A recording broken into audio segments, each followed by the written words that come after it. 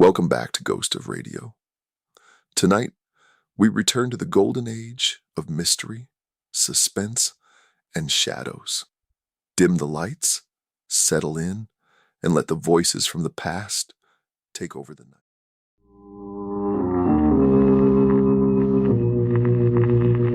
Who knows what evil lurks in the hearts of men?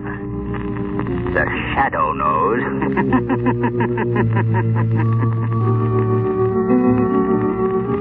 Your local Blue Coal dealer presents The Shadow. These half-hour dramatizations are designed to forcibly demonstrate to old and young alike that crime does not pay. Before the final broadcast of this Shadow series begins, keep this fact in mind, homeowners. One way to be sure of maintaining steady, even temperatures throughout your home during these changeable days and nights of March and April weather is by burning blue coal. Blue coal is America's finest anthracite. It gives perfect, dependable warmth and stops overheating or quick chilling of rooms. Remember the name Blue Coal for better heat with less furnace attention in all kinds of weather. And be sure to hold on at the close of today's Shadow story, for we have an unusual treat in store for you. The Shadow, mysterious character who aids those in distress and helps the forces of law and order, is in reality Lamont Cranston, wealthy young man about town. Cranston's friend and companion, the lovely Margot Lane, is the only person who knows to whom the unseen voice belongs. Today's story, Can the Dead Talk?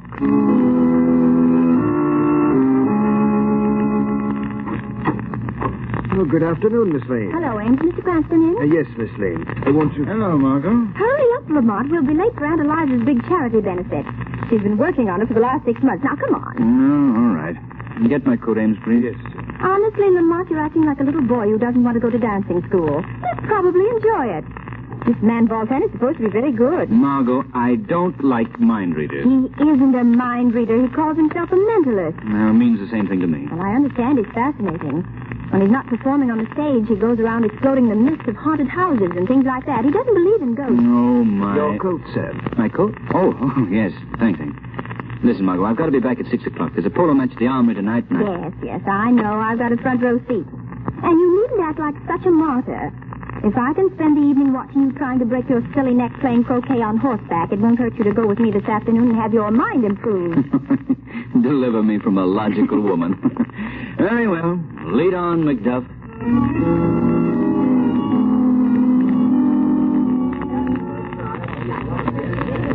And now I will proceed with my next experiment. See, Lamont, I told you we'd be late. It started already. I'll sit back here and make this as painless as possible. Certain of you in the audience have written on the slips of paper that my assistant distributed questions you would like me to answer.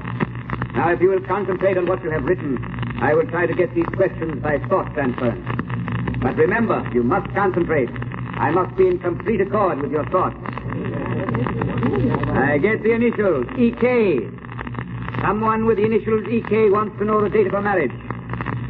I think it was... Yes, I'm sure it was. March 24th, 1903. Is that right? Oh, yes, that's right. Did you hear that, Lamont? He's marvelous, don't you think? That's an understatement. Oh, don't be so superior. Everybody, please concentrate. I cannot conduct this experiment in thought transference without sympathetic cooperation from my audience. Now I get the initials BDM. BDM wants to know the street, number, and city where he was born. The street is Walnut. The number 2124. The city, Philadelphia. Am I right? Gee, he got it. I think he's marvelous. How do you suppose he does it? Elementary, my dear Watson. Wait, please. Before I proceed further, I feel that in this room there is someone who is not only an unbeliever, but one who is distinctly hostile to me and what I am trying to do. There, Lamont, he must mean you. Nonsense. Probably part of it. I would like that person to attempt a little experiment with me. If he or she will think of something, some question, the answer to which is known to no one else, I will attempt to answer it correctly without the person having written the question down at all. If I can answer it correctly, it should prove to the skeptic that the transference of thought from one mind to another is completely possible. Nice trick if he can do it. You don't think it's possible, Lamont, huh? Oh, I won't say it's impossible, but it's certainly highly unlikely. Well, think of something and concentrate on it and see if you can get it. I will not. In the first place, you don't know that I was the one he was referring to. Second place, even if I were, I wouldn't give him the satisfaction. You think of something that no one could possibly know but yourself. I'll bet you 100 to 1 he can't get it. Well, perhaps you're right. Quiet, please. Quiet. Someone in the audience is concentrating on the question, who is the shadow? Margot, did you think of that just then? Yes, but I don't know why. It just seemed to come into my head. You're not I will answer that question. No, on second thought, I believe I will not give the answer after all. Unless I am very much mistaken, the shadow himself is present. And I don't believe this is just the time to remove his veil of secrecy. However, in case the shadow thinks this is merely a sham, I would like to inform him that within an hour, he will receive a cablegram from someone he never heard of. What do you suppose that means? I haven't the I faintest will now idea. proceed with the questions that have been written on the papers. Someone whose initials are LTZ wants to know the number of a license plate on his car. Oh, Lamont, let's get out of here. You can go if you like, my dear Margot. But I'm going to stay till the end. For heaven's sake, why? After the performance, I think the shadow will pay a little call on Mr. Voltan. I'm consumed with a burning desire to find out just what he knows.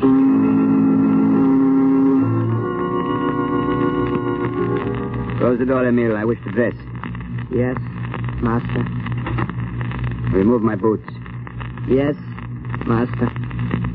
Hey, careful, you clumsy fool. What's the matter with you? I'm sorry, Imbecile, go. Leave me alone.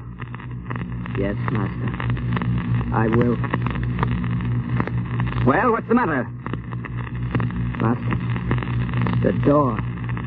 The doorknob turned. The door is opening.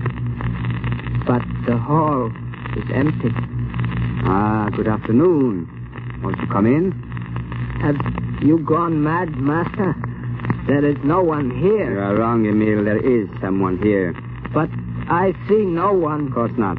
You may leave us alone, Emile. Yes, master. Well, Shadow. Well, Voltan, Sit down, won't you? unfortunately, I can't stay. I have an engagement. Really?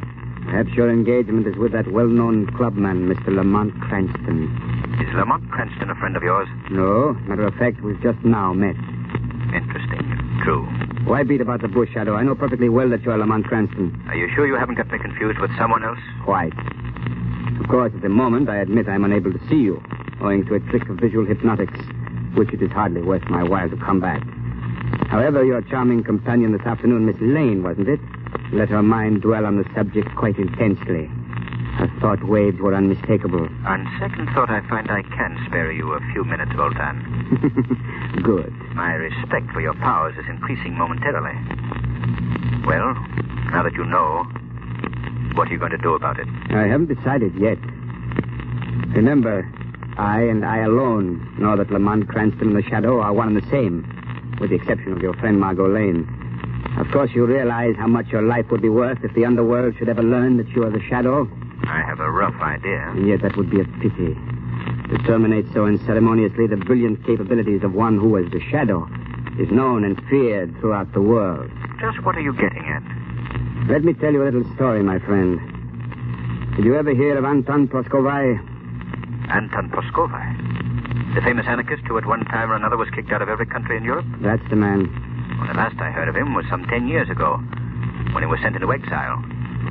He's supposed to have died there. Anton Proskovai didn't die in exile. He escaped. But he dropped out of sight for 10 years because he was making a study of that least understood attribute of mankind, the human mind. You mean you? Yes, I am Anton Proskovai. You, Anton Proskovai? The man without a country? I do not need a country. What do you mean? Shadow, when I started my studies of the brain, I quickly found that people mentally are like sheep. They can be influenced, swayed in any direction by a mentality stronger and superior than their own. Of course. That's nothing particularly new. Wait. After I had made my escape for years, I wandered, living in ditches, eating in pigsties, hounded from country to country by government agents. But all the time, I was collecting subjects. Subjects? Yes, Shadow. Among the submerged, ill-used, half-starved rabble of every nation, there are potential leaders. Leaders who, given the opportunity, could be the dictators of tomorrow. Go on. These men, I know. I know them so intimately that from wherever I am, I can control their minds. You saw Emile, my servant. He is completely subjugated to my will. But that's hypnotism. Relatively simple. Not at all. It is not hypnotism. Although I dominate Emil's mind whenever I wish, to all appearances, he is a normal human being. He can be released only if I feel fear. And I am never afraid. Only if you feel fear. I put the idea of the Shadow's identity in Miss Lane's mind this afternoon, after which she unknowingly, yet obligingly answered it mentally. Come in. Excuse me, Master. I have a cablegram here. It is addressed to someone called the Shadow in your care. Yes, I will take it and see that it's delivered. Go now. Yes, Master. You see, Shadow? You mean... On the platform this afternoon, I willed one of my subjects in Europe to cable you, saying, "The downtrodden shall arise." Here, I will open your cablegram. I'll put it on the table where you can see it. Well, what does it say? The downtrodden shall arise. Well, that's amazing. Now do you believe me, Shadow? Through my subjects, who are leaders themselves, I can control the vast mass mind of the rabble, the bulk of the population of the world. I suppose it's possible at that. Possible? Listen, Shadow. I have decided that in exactly 1 week, a vast uprising which I have so carefully planned for years will take place. Governments will be overthrown. Nations will exist no more. Chaos will reign. Yes, it could be done. It will be done. Why are you telling me this? Because on the threshold of releasing this world-shattering force, I hesitate. Why, Voltan? Because I and I alone can bring this chaos about. But after it's accomplished, then what? How can I control what I have created? Somewhat of a problem, I should think. Yes. I need another mind to share the responsibility. A mind which already has superhuman powers that I could train to assist me in the great work of reorganizing the world. And you want me to join you, is that it? Why not? Shadow, between us, we could rule the world. Suppose I refuse. Then, I shall be forced to divulge the secret of your identity to those who would be most interested. After which I shall proceed with my plans alone. I see. But you won't refuse. Join forces with me, Shadow. Next week we will plunge the world into chaos such as it has not known since the dawn of creation. A chaos over which you and I will reign supreme. Well, your answer? Give me 24 hours. Can you not answer me now? 24 hours. I will give you 7 hours. That is time enough. Come to me at midnight tonight. Where will I find you? You know the old Murray mansion in the slums over by the river? Of course. It's been boarded up for years. Supposed to be haunted, I believe. Haunted? Yes. That's why I use it for my headquarters. A reputation for ghosts is very convenient for keeping away prying eyes. I will be waiting there for you tonight at midnight. And I advise you to come alone.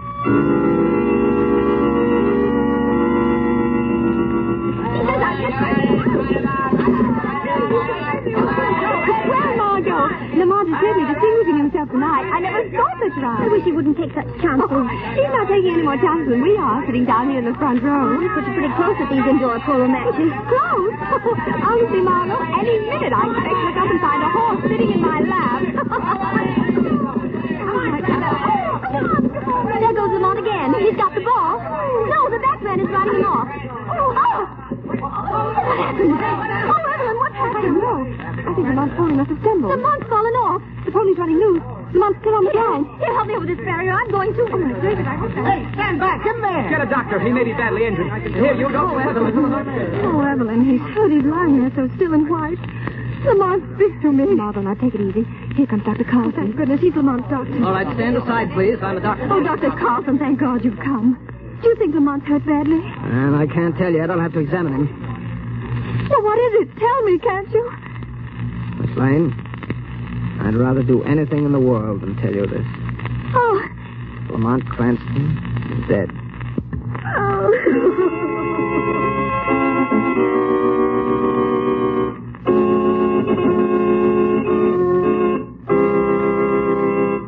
Act 2 of today's story commences in just a moment. But first, here's advice homeowners everywhere will certainly profit by following.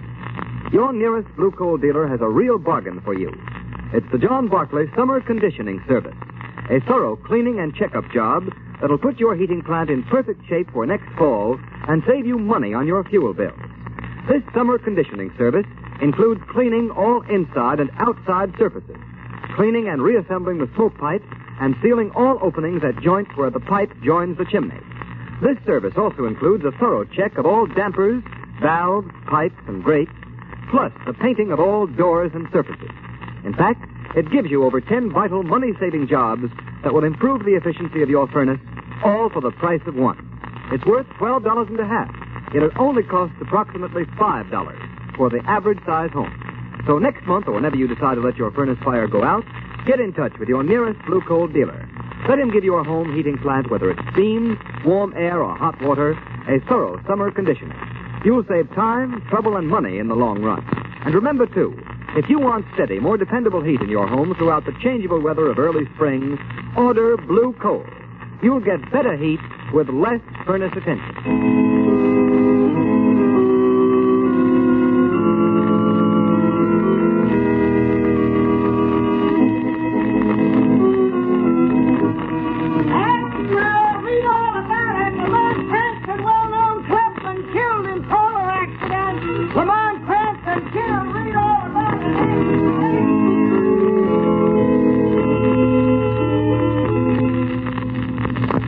Now that everybody's gone, don't you think you better go home yourself and rest? Rest? How can I rest? Oh, Evelyn, I can't believe it. I can't believe it. Lamont is really gone. No, I know, dear. Now, come on, Margot. I'll take you home. Oh, but there's somebody in the hall. Evelyn, don't let them come in here. I can't face any more people. It probably ain't. Come here, Margot, in this alcove. Nobody will notice you. I'm afraid I can't stand much This way, sir. Mr. Cranston's death was a terrible shock to me. Are you an old friend of Mr. Cranston, sir? I don't seem to remember. Well, not exactly an old friend, but considering the length of our acquaintance, a fairly intimate one. Yes, sir. If you'll just step in here, sir, you may view that... Evelyn, that man. Who was it? No one I ever saw before. His name's Voltan. He's a mind reader. He gave a performance this afternoon at Aunt Eliza's charity benefit. Rather strange looking. But you know, Lamont did have some weird friends. He wasn't a friend of Lamont. I mean, I don't think he was. I wonder just... Very sad to see a man cut down in his prime.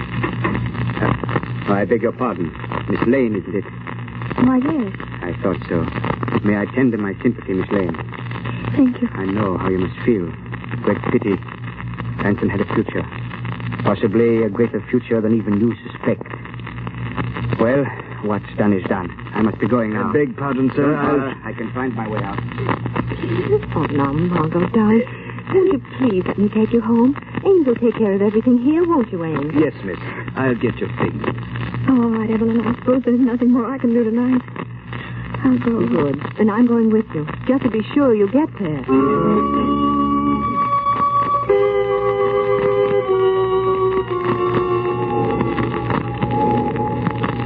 It's almost midnight, Emile. You may leave me now. Master, are you sure you would rather not have me to stay here? Stay? No, you fool. Why should you stay? I do not know. I do not see how you can remain here alone, Master. Night after night. There is something about this old ruined house. It is evil. Nonsense. What's evil about it? In the neighborhood, they say it is haunted. They say the ghost... Talk. That is all. There's no such thing as a ghost. To the trained mind, a ghost is an impossibility. Therefore, it does not exist. You understand? Yes, Master. I shall be quite all right. What's that? Just a loose shutter in the wind. Master is worried? I have never seen you so before. I've had rather an upsetting occurrence tonight. I must think things out. Go, Emile. Yes, Master. The usual time in the morning? Of course. Now go. Yes, Master. Yes, I go. Fool. Emile is an idiot, trying to frighten me with this old woman's tale about ghosts. Ghosts do not frighten me. Nothing frightens me. If I knew fear, I couldn't hope to control the world. So now Lamont Cranston is dead. I must proceed alone. But I must hurry before anything else goes wrong. I will not wait a week. Tomorrow I shall call upon my subjects to arise and kill. Tomorrow. It's a pity the shadow is gone. I would have enjoyed it. I could have taught him so many things. What a magnificent conception. The shadow.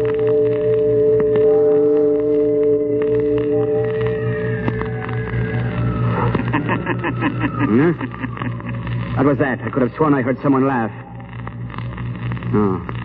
No one is here. No one could be here. Must have been in my mind. That's right, Voltan. In your mind. Who's that? Who speaks? Is it possible you don't know me, Voltan? When just this evening you claimed to be one of my most intimate friends? Shadow. Or his ghost? No. No, it's not possible. Really? With my own eyes, I saw you lying dead. I know. So thoughtful of you to call. Stop! It can't be you. It can't. You hear me, don't you? I'm imagining things. My mind is overstrained, that's all. The shadow is dead. You see, it's midnight, Voltan. I have returned from the spirit world to keep our appointment. Spirit world? There is no such thing. There can't be. I won't allow myself to believe it. You're afraid, Voltan? No, I'm not afraid. You are afraid for the first time in your life. You're afraid. At last, the thousands of subjects you've held under your spell are liberated, are free. Who's there? It is Emil. You must remember me, Master. Your loyal servant, Emil. The one whom you've subjected to your indignities for so long. You've gone mad. Now, Voltan, it is you who have gone mad. And there is but one way to deal with a mad dog. Keep away from me, Emil. Don't come any closer. This gun. I will shoot! Drop that gun. Emil. I didn't mean it. Stop, Emil. Stop following me! You wounded me, Voltan. But before I die, I am going to kill you. I am not afraid of you anymore. You are afraid of me. No, don't touch me. Don't you... There. He's dead. I am free. At last. Oh.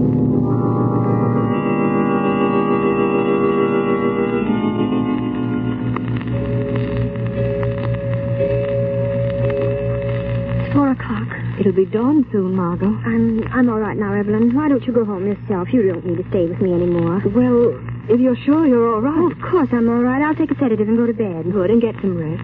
I could use some rest myself. Oh, you could. Well, if you want anything, don't hesitate to call me, Margot. If I don't hear from you, I'll drop over in the afternoon. All right, and thanks, Evelyn, for sticking by me. You've been a great help. Oh, nonsense. Get some sleep, dear. I thought you'd never go. Oh, Margot. Don't you know me?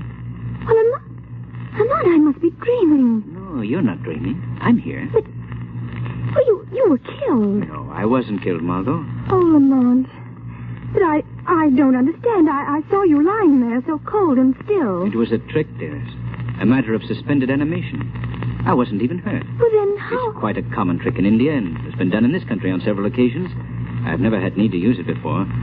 Voltan forced me to. Well, how does it work? Well, I can best explain it by saying I threw myself into a cataleptic trance. My heart stopped. Everything stopped for a short time. I had even fooled Dr. Carlson. It'll be an awful shock to him when he sees me alive and well. You mean you did it on purpose? Of course, I had to. And you didn't tell me? I could tell no one, Margot. Oh, Lamont, how could you? I know what a shock it must have been for you, darling, but believe me, there was no other way. It was vitally necessary that Lamont Cranston should be thought dead, so that Voltan would keep his knowledge of the Shadow's identity to himself until I had time to figure a way out. But, Lamont, why didn't you tell me and spare me the suffering? I wouldn't have given you away. I didn't take the chance. Voltan might have read your thoughts. A sinister man, Margot, with some rather extraordinary mental capabilities. Would it surprise you to know that he had perfected plans for a world revolt? He had? You mean he... Yes. Voltan is dead. As the ghost of the Shadow, I faced him tonight in a haunted house. When he thought his mental powers were going back on him, he shot his servant, who very conveniently strangled Voltan before he died, too. Oh, terrible. Oh, I don't think so, Margot. There's quite enough unrest among nations today without the machinations of an insane mental genius. Yes, I think the world will be a great deal better off without Mr. Voltan. It's a pity that others with a like capacity for stirring up trouble can't meet the same fate.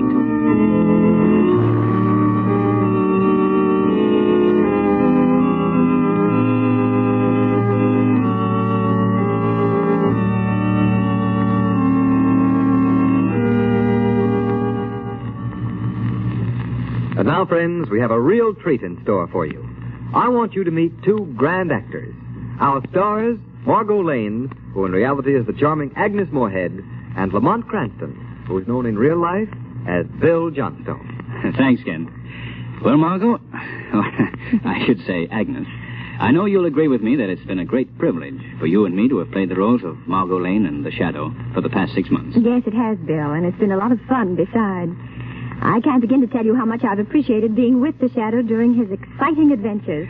And I know that we appreciate the generous cooperation we've received from our sponsors, the blue coal dealers, in teaching young and old alike that crime doesn't pay.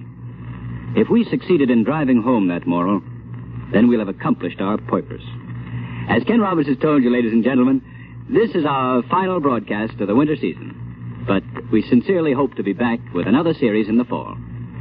Whether or not the Shadow program returns is up to you, our listeners.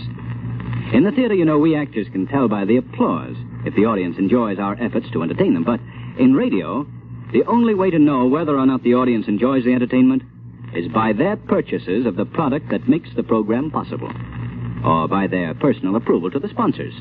So, friends, if you've liked this Shadow series and want to hear the show again next fall, won't you phone or write your nearest blue coal dealer and let him know?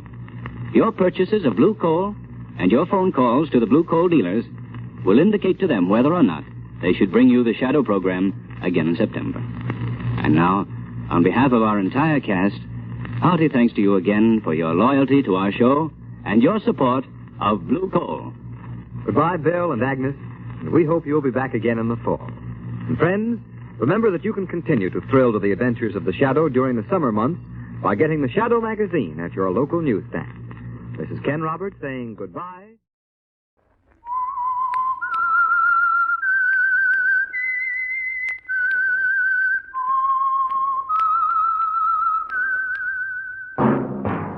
Yes, friends, that whistle is your signal for the Signal Oil program, The Whistler. The mystery program that is unique among all mystery programs. Because even when you know who's guilty, and you see his every move or know his complete plans, you always receive a startling surprise at the final curtain. In the Signal Oil program, The Whistler.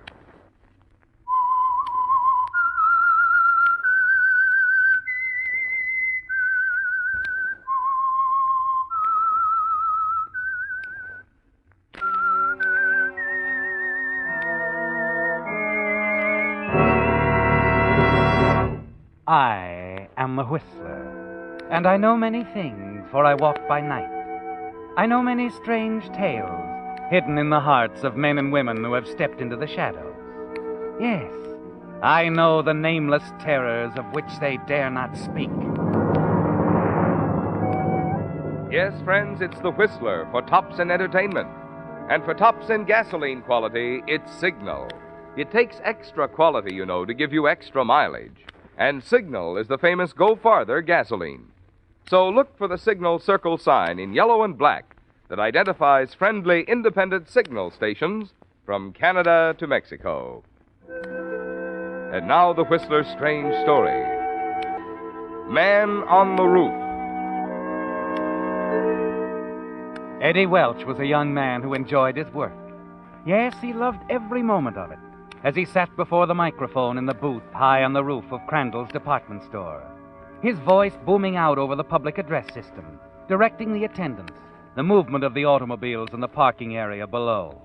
2 spaces in aisle 4, 1 in aisle 5, aisle 6 is full, 3 spaces in aisle 7, 4 against the wall. Number 1, keep the driveway clear, clear the driveway. Yes, it pleased Eddie to run the lot from his lofty perch on the roof of the department store. Pleased him to see the movement of the traffic below respond instantly to the sound of his voice. But though he liked it here on the roof, Eddie had made up his mind a long time ago he'd leave this job when the right opportunity came along. something worthy of his talents. He wasn't quite certain just what it would be, a break, a lucky chance. But it would come sooner or later. So Eddie Welch waited. And that break finally came late one afternoon. Aisle 1, 2, 4, 6, and 8, full. 2 spaces in aisle 3, 1 in aisle 5, 4 in aisle 7, 1 against the wall. Plenty of room in the overflow. Hello. All right if I come in? Well. Sure, come in. I haven't seen you around the store before. I'm new. The latest addition to the glassware department. Well, I ought to get around more. If you'll stop leering at me for just a moment, I have a message from Garcia. Peggy Garcia, that is. Peggy?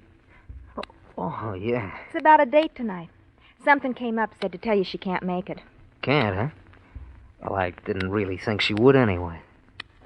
So, I'm a free man tonight. That is, unless you... Whoops. Hold it. Gee, you get ideas fast. Anything wrong in my asking you for a date? Oh, I might be booked for the evening. Okay. Suppose I stop by Glassware, say closing time, and check with you. Well, what about Peggy? Won't she be... She has no strings on little Eddie. No strings at all. Besides, baby, she's engaged. Didn't you know? Oh, I see. Check with you later. Check with me later.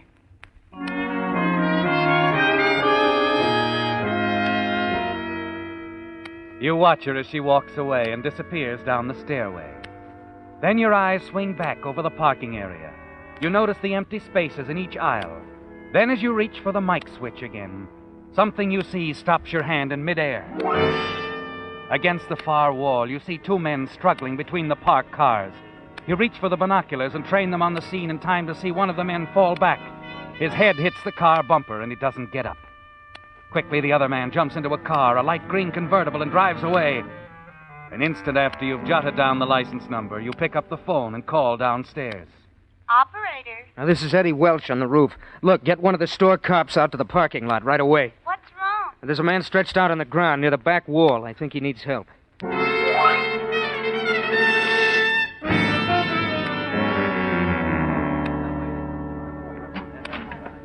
Hey, gorgeous. I understand the big wheel wants to see me. Well, if it isn't the Romeo of the rooftop. Yes, Mr. Crandall wants to see you, Eddie. Hey, how about doing the town Saturday night? Huh, sweetheart? Sorry. I'll be at the wrestling matches. Junior. You think you'll win? Well, why don't you drop dead, huh? See you later. Oh, come in, Eddie. Come in. Eddie, this is Lieutenant Davis, Police Department. Hiya, Lieutenant. Hello, Eddie. The lieutenant has been questioning the boys on the lot about that unfortunate accident this afternoon. Oh, yes. Say, how did the fella make out? Are you okay? He's dead. Dead? That's too bad. Uh-huh. He was one of our boys. A city cop? That's right. I understand you were the one who first reported the accident. Yeah, I was on the roof. I'd say you were in a good position to see what happened, huh? Uh-huh. Only I didn't see anything. I just happened to notice the guy on the ground. As to what happened before that, I wouldn't know, Lieutenant. I wouldn't know. It hit you suddenly, didn't it, Eddie? And then you decided to lie to the police lieutenant. You were about to reach into your pocket, pull out the slip of paper with the license number of the car on it, and place it on Mr. Crandall's desk. He would have been proud of such efficiency, and certainly you would have been rewarded. Mr. Crandall was always eager to help bright, alert employees along. Yes, that could have been your opportunity, Eddie, the break you've been waiting for. But suddenly another opportunity presented itself, a golden opportunity, and that bit of paper bearing the license number of the killer's car stayed in your pocket. So you didn't see anything. Is that right, Eddie? No, not a thing, Lieutenant. Funny. Very funny. From the roof, I'd say The parking area takes in a lot of territory, Lieutenant. I only have 2 eyes. Sure. Okay, Eddie. That's all.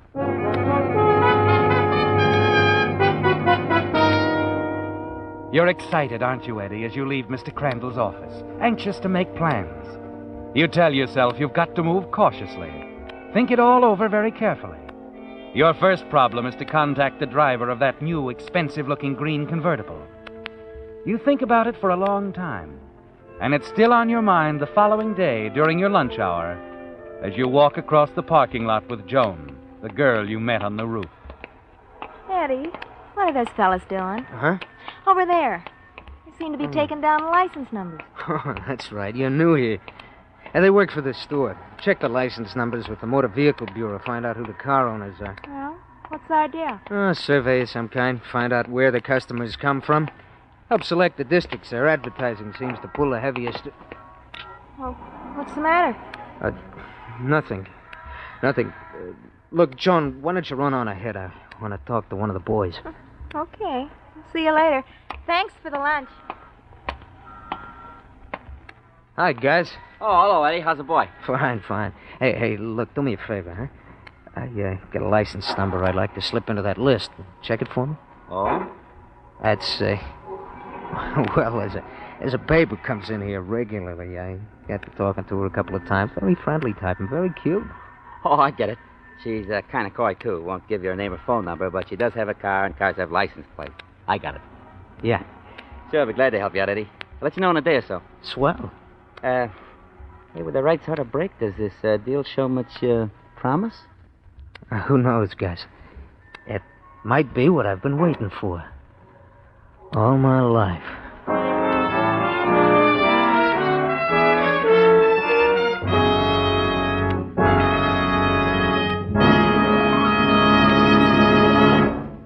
With the prologue of Man on the Roof, the Signal Oil Company brings you another strange story by The Whistler. Since last week's Whistler, you know, your car has aged a whole year. Yes, even those shiny 1948s are now technically last year's models. But after all, the important thing is not the year your car was made, but rather the care it receives. That's why, if you want your car's performance to stay young, it's so important for it to receive the more thorough, more conscientious service that cars get at independently operated Signal service stations. For example, when a Signal dealer lubricates your car, he checks against the official factory chart that shows exactly which of Signal's 9 specialized lubricants each part should have for long, trouble-free service. Then, just to make double sure not a single part has been missed, your Signal dealer checks the whole job again, which explains why we call it Signal double-check lubrication. This is typical of the many little extras you enjoy at Signal service stations. Because Signal dealers, being in business for themselves, have more reason to want to keep your business. And now, back to the Whistler.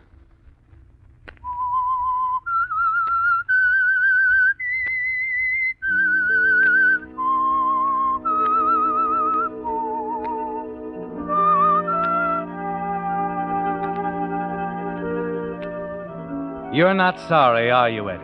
Not sorry about the sudden decision you made in Mr. Crandall's office when you told the police lieutenant you knew nothing about the unfortunate accident that occurred on the parking lot the day the city detective was killed. You didn't tell him that you saw the struggle of the two men between the parked cars, saw the killer ride away in a green convertible, that you had jotted down the license number of the car. No. You have other plans, haven't you, Eddie? Big plans. Then, 2 nights later, as you leave Crandall's department store, you run into your friend Gus. Hi, Eddie.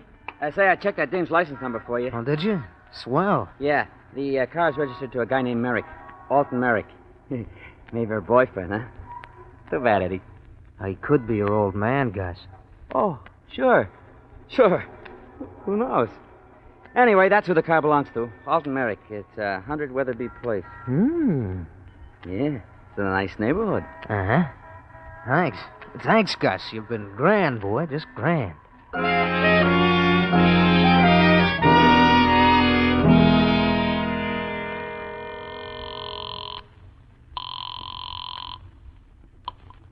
Hello?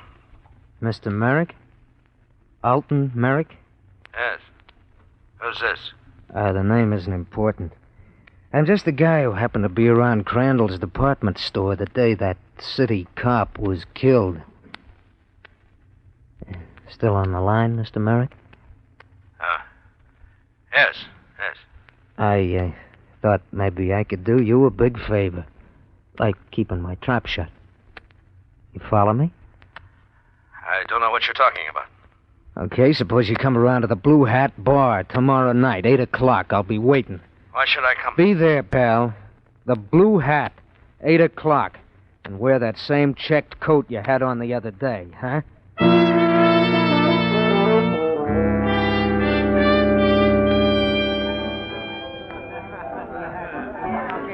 Gee, isn't he wonderful, Eddie? Huh? The piano player. Oh, he's terrific. Oh, yeah. I like this place, Eddie. The Blue Hat Bar. You know something, baby? From the day you walked into my life, things started to break right for little Eddie. Yeah, What is it, Eddie? nothing. See someone you know? No, nobody. Is this seat taken? No, it isn't. Here, I'll take my hat. Thanks. Oh, bartender. Come on, let's go, baby. We're leaving already, Eddie? Yeah, I've seen all I wanted with this place. Come on, let's breeze. Okay. Eddie, did you see the coat he was wearing? What? The man who sat down next to you wearing that check coat. Oh, yeah, loud, wasn't it? It shrieked.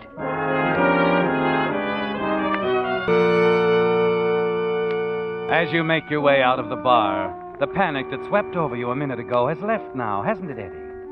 For a moment you were frightened when you saw him walking toward you. Merrick, the man in the checkered coat. For an instant your heart seemed to stop beating as he spoke to you. Then you realized he couldn't possibly know you were the voice on the telephone. That now you knew what he looked like. And that's all you wanted to find out for the present. As you take Joan back to her home, his face flashes before your mind, a cold, hard, brooding face, square jaw, dark, heavy eyebrows. A cruel face, isn't it, Eddie? And you realize you're going to have to be extremely careful dealing with this man, Merrick.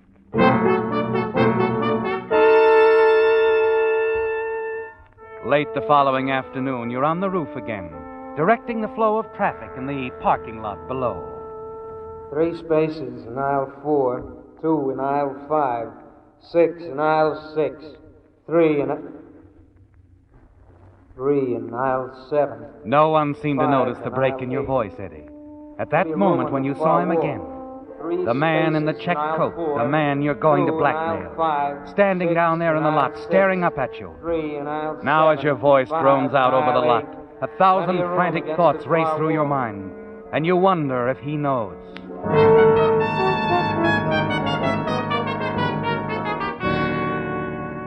Then shortly before closing time, you see Merrick again. You're talking to Joan on the main floor, when suddenly you're no longer aware of what she's saying. Eddie, what's the matter with you? I thought we were talking. Huh? I said I thought we were talking. Oh, yeah. Sorry, I got sidetracked. You're still that way. Why the sudden interest in our store detective? It's the guy with him that interests me. The guy in a checked coat. Oh? Oh, he's gone now. As I was saying. Say it later, will you, huh, baby? I want to ask Ben something. Okay. See ya. How's business, Ben? Oh, hello, Eddie. Business? Oh, it's picking up with me, especially around this time of the year. Yeah, all they need is somebody to watch you. Cute kid. Hey, who was your pal there a few minutes ago? Pal? Oh, him. No pal of mine. That's not that guy. Well, you seem to know him. I met him in Philly 10 or 12 years ago. Name's Griffin. Griffin? Yeah, we worked the same store. Then he branched out. After that, I lost track of him. What do you mean, branched out? He opened his own office. He turned out to be a private eye. Odd detective jobs for hire. You've heard of the type. Sure, on the radio. Not quite. This is a bad boy, Eddie. Real bad. Anything for $1. Sounds familiar. Oh, yeah. Yeah, I suppose there's guys like that.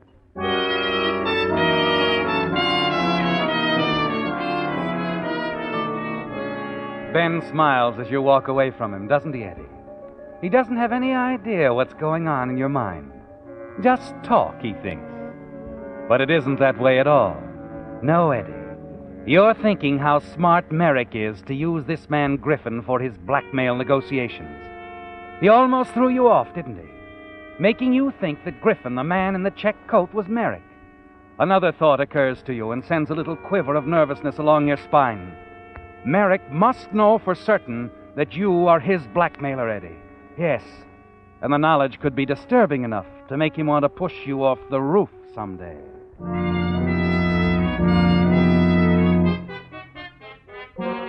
You're anxious now to find out what Merrick himself looks like before you plan your next move.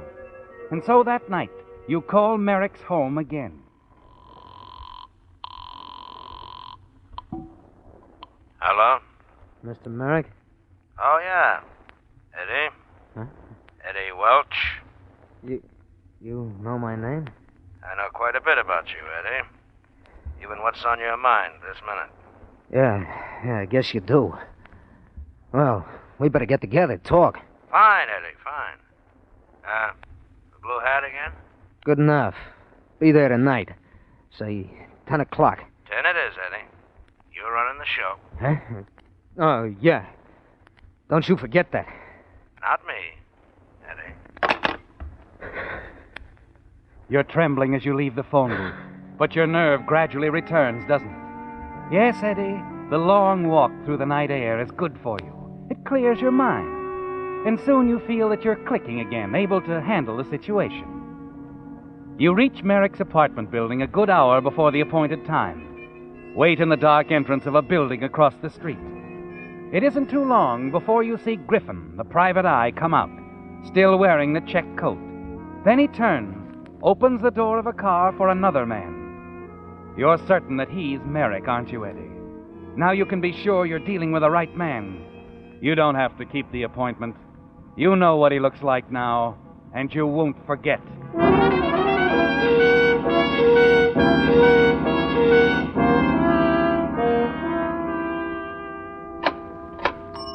Yeah, another day, Eddie. That's right, Al. Well, good night. Night. Oh, Eddie. Yeah? I almost forgot. There was a fella hanging around the store. He wanted to be sure when you got off. Oh? I told him everybody was working overtime tonight. What did he look like? Heavy-set fella. Rough-looking, bushy eyebrows. Griffin. Who? Nobody important, Al.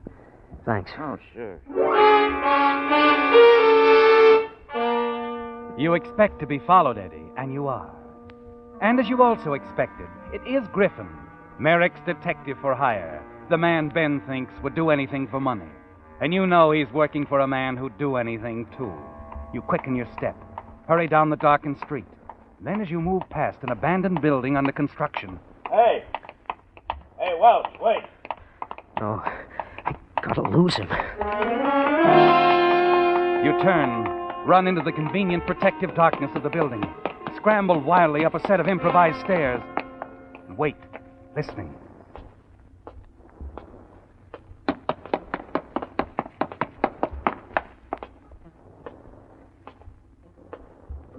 You start forward again frantically, take another flight of stairs and leaping strides to the 5th floor. At the top, you freeze, almost paralyzed with fright. The wall at the outer edge of the landing hasn't been put up yet, and you almost stepped off into space to a 5-story fall to the street. Griffin, he's still coming.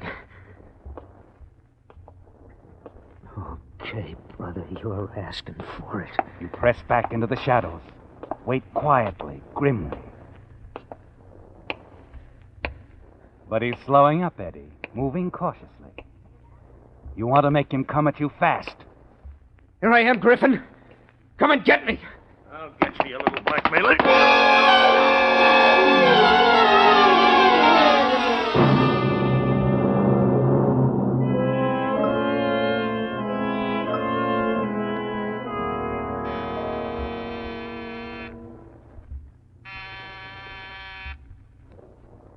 Mr. Merrick.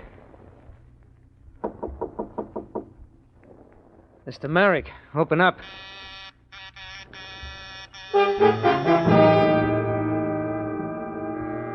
It's annoying, Eddie, that Merrick doesn't answer. Because you're sure he's inside, waiting for Griffin to come back and tell him that you're out of the way. Then from a sound down the hall, you're aware of an elevator stopping at Merrick's floor. You duck back out of sight. Wait nervously until you see who it is that stepped out of the elevator. Merrick. You recognize him, don't you, Eddie? It's the same man you saw with Griffin last night. Hello, Mr. Merrick. What? I don't believe I've had the pleasure. It isn't going to be any pleasure, Mr. Merrick. You've been pretty slick up to now. You and Griffin. But not slick enough. I'm Eddie Welch. I see. Sure you do. You see plenty.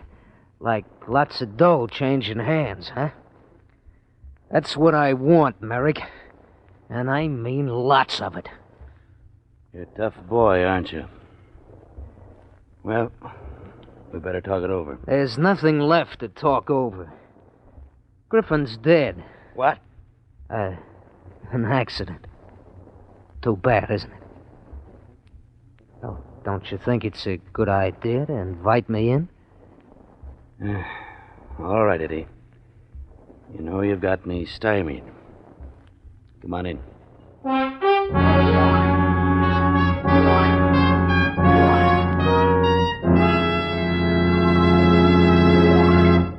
The Whistler will return in just a moment with the strange ending to tonight's story.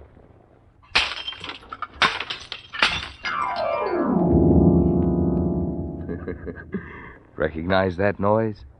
That was someone breaking a perfectly good New Year's resolution. And here it is, only January 2nd. There's one resolution, however, that I hope you won't break. The resolution we made on last week's Whistler to just try signal gasoline in your car. Because seriously, friends, there are real advantages for the driver who powers his car with Signal, the famous Go Farther gasoline. Mileage, of course, is one of them, but only one. For in order to give you such good mileage, today's Signal gasoline has to help your motor run more efficiently. And when your motor runs more efficiently, naturally you enjoy more exciting performance in the way of pep, power, and smoothness. That's why you'll find folks with big cars, as well as folks with small budgets, patronizing Signal service stations. They've both discovered that in gasoline it takes extra quality to go farther. And Signal is the famous Go Farther gasoline. And now back to the Whistler. You knew it all the time, didn't you, Eddie? Knew that someday that golden opportunity would present itself. The break you were waiting for, and you'd be sitting on top of the world. Then it came suddenly. Remember, Eddie, that day at the parking lot of Crandall's department store when you saw the struggle of the two men between the parked cars, saw the killer race away in the green convertible? It was a smart move, wasn't it? Taking down the license number of the car. And a smarter move on your part not to tell the police about it. And now the killer, a man named Alton Merrick, is at your mercy. And as you sit in his apartment, facing the tall, cold-eyed man, you're waiting to discuss a financial arrangement. You know, Merrick, that was kind of cute of you, sending Griffin around to keep your appointments with me, wearing that check coat of yours.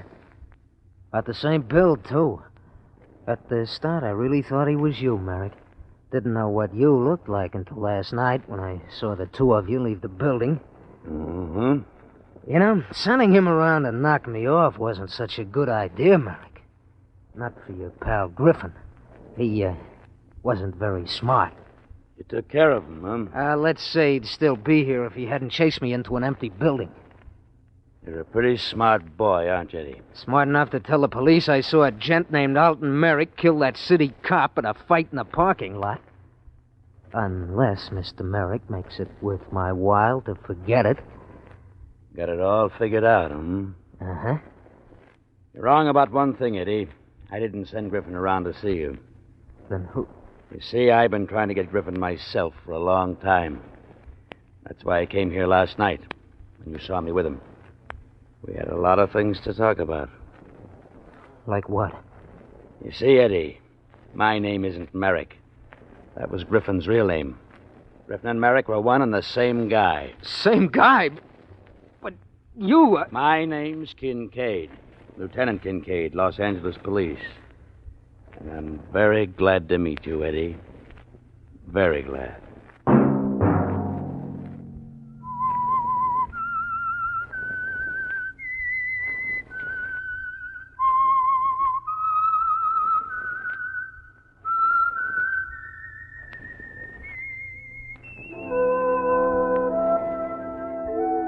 Let that whistle be your signal for the Signal Oil program, The Whistler, each Sunday night at this same time. Brought to you by the Signal Oil Company, marketers of Signal gasoline and motor oil and fine quality automotive accessories. Signal has asked me to remind you, to get the most driving pleasure, drive at sensible speeds, be courteous, and obey traffic regulations. It may save a life, possibly your own. Featured in tonight's story were Tom Holland, Lorette Philbrant, and William Conrad. The Whistler was produced by George W. Allen and directed by Gordon T. Hughes, with story by Steve Hampton and music by Wilbur Hatch, and was transmitted to our troops overseas by the Armed Forces Radio Service. Remember, at the same time next Sunday, another strange tale by The Whistler. Marvin Miller speaking. This is CBS, the Columbia Broadcasting System.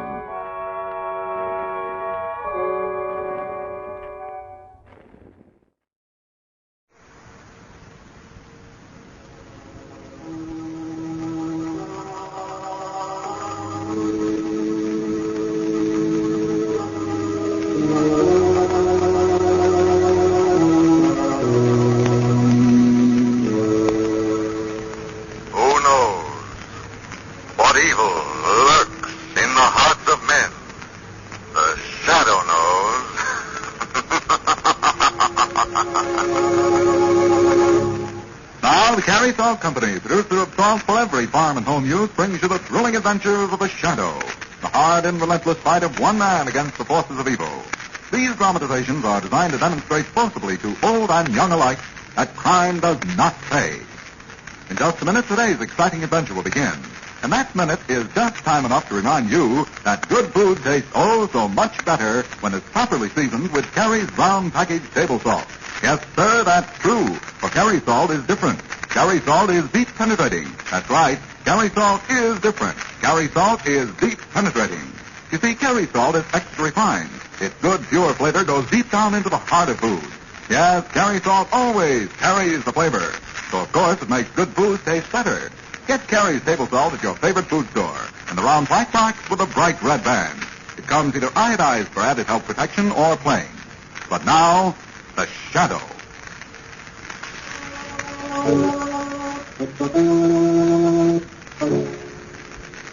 The Shadow, who aids the forces of law and order, is in reality Lamont Cranston, wealthy young man about town. Years ago in the Orient, Cranston learned a strange and mysterious secret, the hypnotic power to cloud men's minds so they cannot see him. Cranston's friend and companion, the lovely Margot Lane, is the only person who knows to whom the voice of the invisible shadow belongs. Today's drama, Make Up for Murder.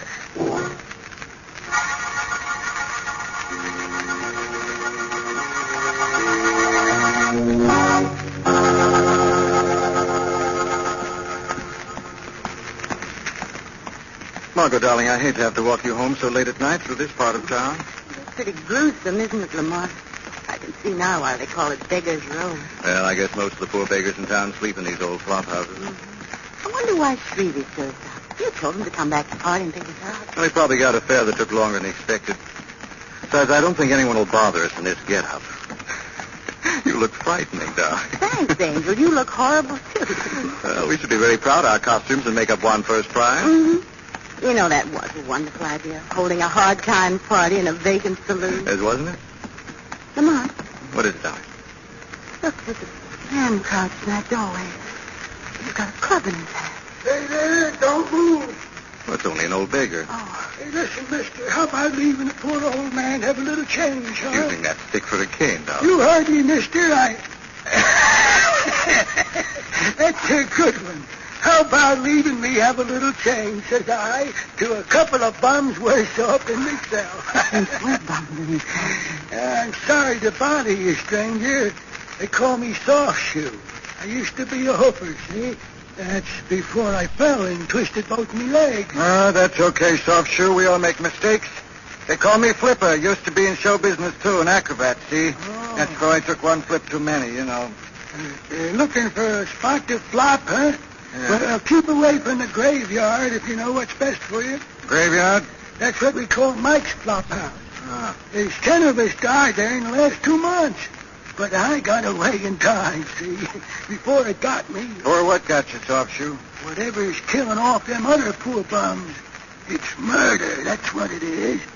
I got away. Yeah, you're off your nuts, Soft Shoe. Nobody's out to kill poor beggars like us. Yes, they are. I know. I got proof, see. What proof, Soft Shoe? Oh, no. No, you don't. I'm not getting myself into no trouble. I'm just lucky I got away. I'm just lucky. What's the matter? I'm lucky. I'm lucky I got away. Lamont. Dead, Margot. Look, there's a bar up ahead, Larry's saloon. Go there and call the police. I'll wait here with the body. Right, John. Be sure to ask for Commissioner Weston. The way we look tonight, any cop who doesn't know us would probably throw us in jail.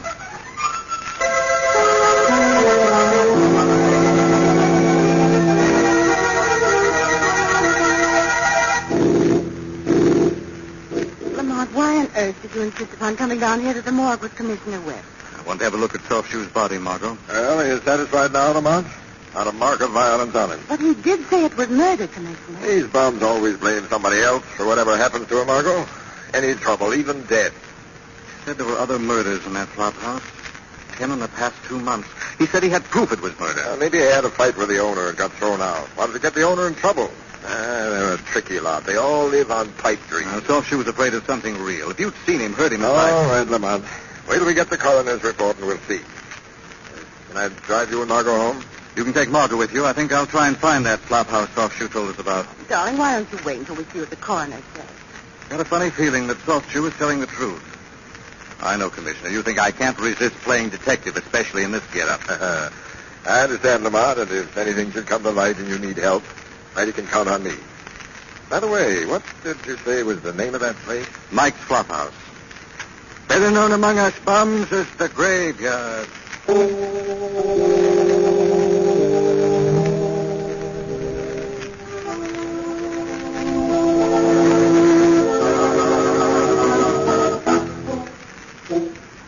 Hi, Mike.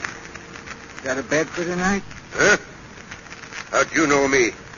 I never seen you before. They call me Flipper. Used to be an acrobat, see? All filled up tonight, Flipper. Oh, you got one empty bunk. Soft Shoe won't be back anymore. Soft Shoe? What's happened to him? He kicked off 10 minutes ago right in the street. Soft Shoe did? Oh, poor devil. The police pick him up, his body, I mean? Yeah. And I'll call him in the morning. See that he gets a decent burial anyway. Why, Soft Shoe a special friend of yours? No, I just feel sorry for him, that's all. I try to see that all the bums around here get a decent burial. Got a soft heart, Mike. Yeah, and a soft head, too, I guess. But the only time these poor bums look peaceful and happy is when they're laying in their coffins, dead. Mike, you got a dime for a cup of coffee. You don't need no more of that coffee you drink, Smokey. Now get back to bed. Yeah, who's that? We call him Smokey. Just another beggar, a little screwier than the rest. I wrote a new poem, Mike, just for you. No more poems, Smokey. No, you're going to like this one, Mike. Listen. Men may come, men may go. Michael, see, they go quick. Roll upon roll. Shut up. Get back to bed. Got any more poems, Smokey? Oh, I have, friend. You'll like them, huh? Minnie's his sweetheart. Minnie's Mike's wife. Minnie'll pat you on the back with a knife. You crazy bum. Look who's standing in the door. Mike, are you going to let that bum make up poems like that about me? Minnie and Mike, man and wife, they don't think nothing of a beggar's life. Get him up, Mike. Get him out of this room. Come on, Smokey, back to bed with you. I got more poems to recite. You heard what I said. No, Mike. No, I didn't mean nothing wrong, Mike. No. I tell you to get out of here. Not that, Mike. Come on. Please, Mike handles that guy pretty rough, don't he? Maybe he does. What's it to you? Nothing. Nothing right now. That'll keep that crazy bum quiet. Hey, how about that room, Mike, huh? Does he stand here? I don't like him. He's too nosy. Got any more poems, Smokies, is he? Yeah. He is kind of nosy, ain't he? Okay, get out, Flipper. Scram. Oh, gee, Mike, I got no other place to go. You heard what Mike said. Go on. Scram.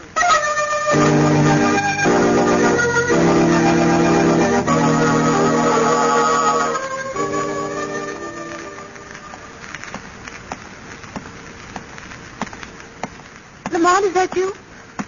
Margot, what are you doing here? I thought Commissioner Weston took you home. Well, I was worried about you, so I called Shrevey, and he brought me down here in his cab. He's down the street. You'd have had a long wait, darling. I nearly stayed at Mike's place all night. All night in that place? Whatever for, darling? Something strange going on there. I'm sure of that now. An old bum they called Smokey has been reciting poetry. Poetry? Oh, now, darling. I'm serious, Margot. He knows something. In his own crazy way, he knows some secret. Secret the proprietor and his wife would rather he kept to himself. Wait a minute, someone's coming. Why, it's he. Smokey, darling. I gotta find someone to help me. Hey, Smokey, what's wrong? Don't you remember me? Huh? Who are you? Flipper, you remember? You've just been reading your poetry to me. Yeah, you look familiar. Lamont, there is something wrong with him. Yeah, I got a new poem, Flipper just made it up. You never know who your friends are. That someone wrote. I know who my friends are. They just cut my throat. Hey, Smokey, what's wrong? Heavy scarf around his throat, Lamont, and there's blood. They tried to kill me. Who tried to kill you, Smokey? It was... He's falling. I got him. He's just fainted. Get Shrevey, Margot. We've got to get Smokey to a hospital right away.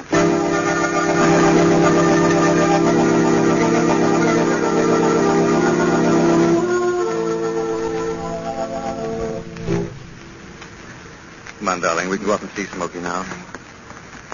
Did the doctor think he could save him? Said his constitution was made of zinc. He was even reciting poetry under the anesthetic. Do you think Mike did it? Mike or his wife, Minnie? 207, isn't this his room? Yes. Well, let's see if we can get Smokey to say something sensible in prose this time. Lamont, bed's empty. Wait a minute. Window's open. He used the sheet for a rope. Well, why would he want to escape? He was safe here. Where would he go? I don't know, Margot. Unless he wanted to get back home for some reason. Back to that straw house? Well, that was where he was nearly killed. Why would he go back there of all places? I don't know. He must have had a very good reason. It might be the reason behind all the murders at the graveyard, Margot.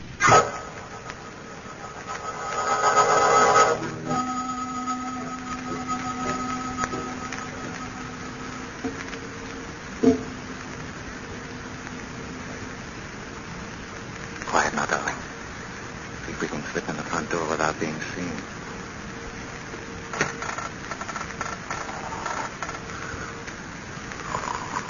There's Mike behind the desk. Sleep. You've got to tiptoe quietly. That desk. Come on, he's waking up. No, he's turning around this chair. Come on, past the dormitory down the hall there.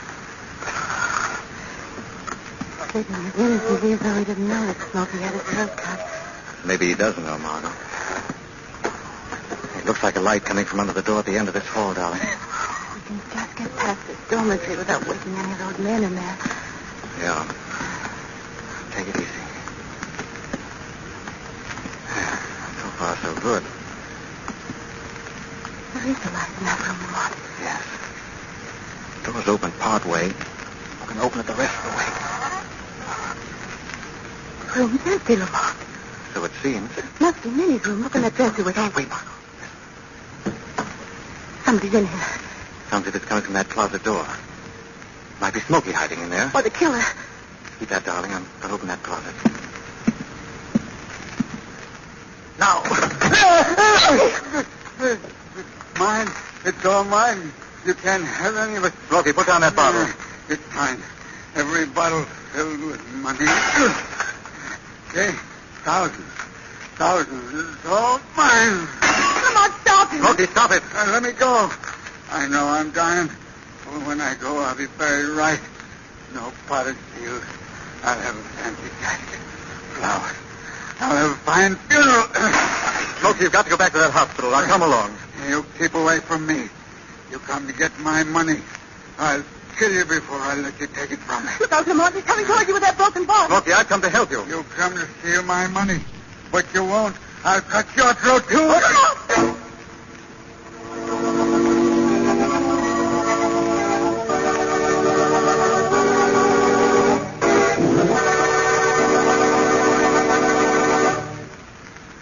We'll return to the shadow in just a minute. Now it's winners' time. That's right. Time to announce the two winners of the Carry Salt contest for the week ending November 15th. A gorgeous $100 17-jewel Harmon gold watch goes to each of them, just for writing an interesting letter about Carry Salt. The lady's watch goes to Mrs. Gus DuBois of Ottumwa, Iowa. In her winning letter, Mrs. DuBois gives what she calls a very dependable recipe for canning corn. She mixes 20 cups of sweet corn, 1 scant cup of sugar, and 1 scant cup of Carry Salt. She lets the grist stand for 15 minutes and then processes for 35 minutes in a pressure cooker. Sounds easy? Yes, and I'll bet it tastes mighty good, too. Now, here's an unusual use for Carry smoked salt, the fine Carry salt that gives cured meats that old-fashioned smoked flavor. It's from D.R. Crowley, Jr. of 331 Ridgemont in San Antonio. He sprinkles Carry smoked salt around in the top anthills, and in 12 hours, he says, the ants are completely eliminated. Congratulations to both winners. And folks, if you'd like to win one of these beautiful watches, listen for the easy rules later in this program. Meanwhile, remember, there's a fine Carry salt for every farm and home use. There's deep penetrating Carry's table salt, Carry's meat curing salt, Carry's mineral supplement salt, and many others. Always look for the white bag, box, or carton with a bright red band. But now, back to the shadow.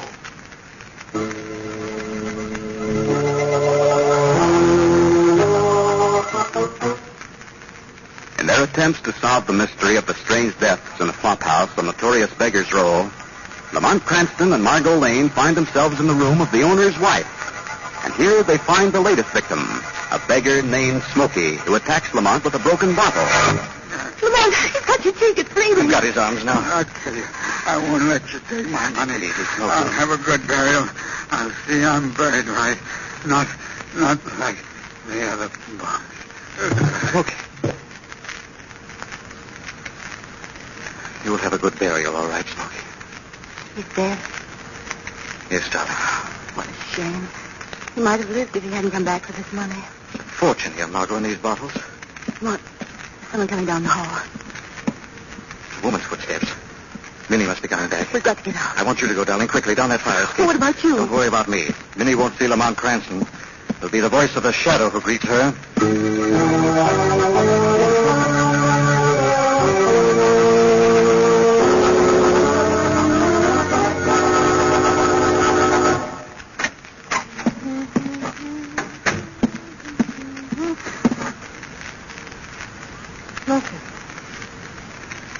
Dead. My money all over the floor. He came back to steal my money. Money you stole from the beggars, Minnie? Whose voice is that? The voice of the shadow, Minnie. Shadow. What kind of a gag is this? Where are you? Shadow is everywhere and nowhere, Minnie. Perhaps the shadow was here when Smokey died. Perhaps he knows that you killed Smokey. I had to do it. He got too smart. He knew too much for his own good. Yes, Minnie, but there's someone else still alive who knows your secret. Someone else? Who? The bum they call Flipper. Flipper? He knows you've got all this money, and he knows how you got it. He'll get it from you. He'll blackmail you just the way Smokey was going to do. Dirty bum. He won't get a cent. How can you stop him? He knows you killed those poor beggars. He'll stop that bum. He'll do it. The professor will find a way. The professor? Who is this professor, Minnie? He's the one who put me up for this. He's my friend. He'll take care of that nosy bum. What will you both do, Minnie? Kill Flipper as you killed the rest? Sure, the professor will take care of him, all right? Very well, Minnie. Tell this professor what's happened. And get Flipper just the way you got the other bums.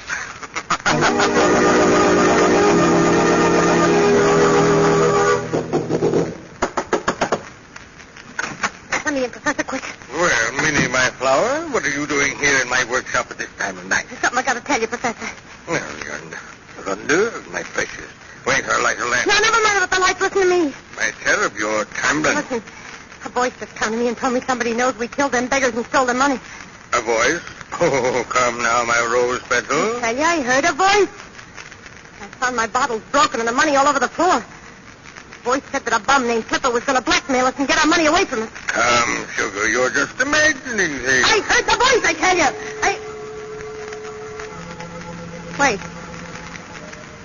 Just then I felt like there was someone here in your workroom with us.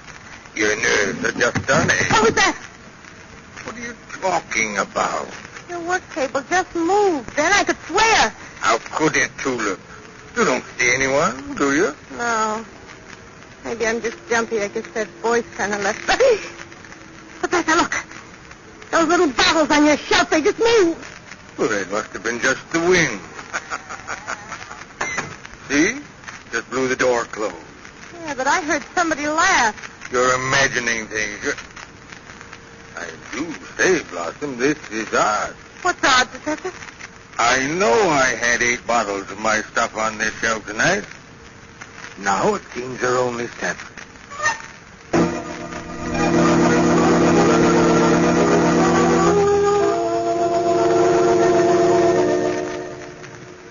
Well, good morning, Commissioner Weston. Good morning, Lamont. Well, you look happy. Whose canary have you swallowed this time? No one's yet, Commissioner. Just looking forward to the meal. Tell me, could you have this analyzed for me? What is that? Looks like a little bottle of paint or colored ink. Could be. I stole it from the workshop of an artist a little while ago. What are you acting so smug about? Come on, Lamont, let's have the news. You're still after Mike, owner of the graveyard? Not this time, Commissioner. I doubt if Mike is even in on the deal now. If I was right about those bums being murdered, all I need now, Commissioner, is the evidence. Incidentally, you said you had photographs of all the beggars who died taken at the morgue. Could I see them? Yeah, help yourself. Oh, thanks. Mm-hmm. Yeah. Very interesting photograph. Now, wait a second, Cranston, before you get any ideas. I've checked on those deaths, and all of them were listed as having died from natural causes. If you can call bad liquor a natural cause of death. I'm afraid you're mistaken, Commissioner. And I think I can prove it. Because I'm next on the list to be killed as they were. What are you talking about? Commissioner, give me 24 hours to set a little trap. I'll get the killer for you, using myself as bait.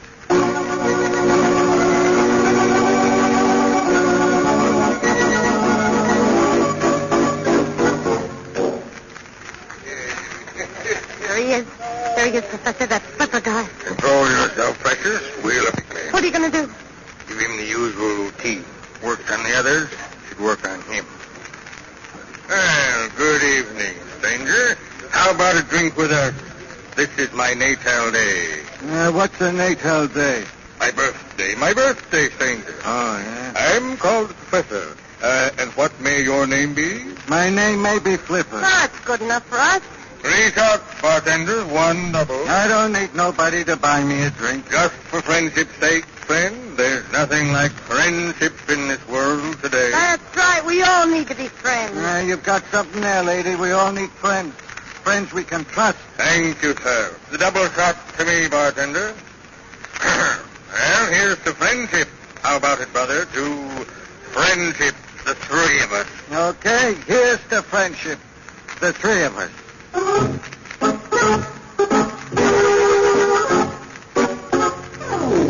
For it's always fair weather when good friends get together.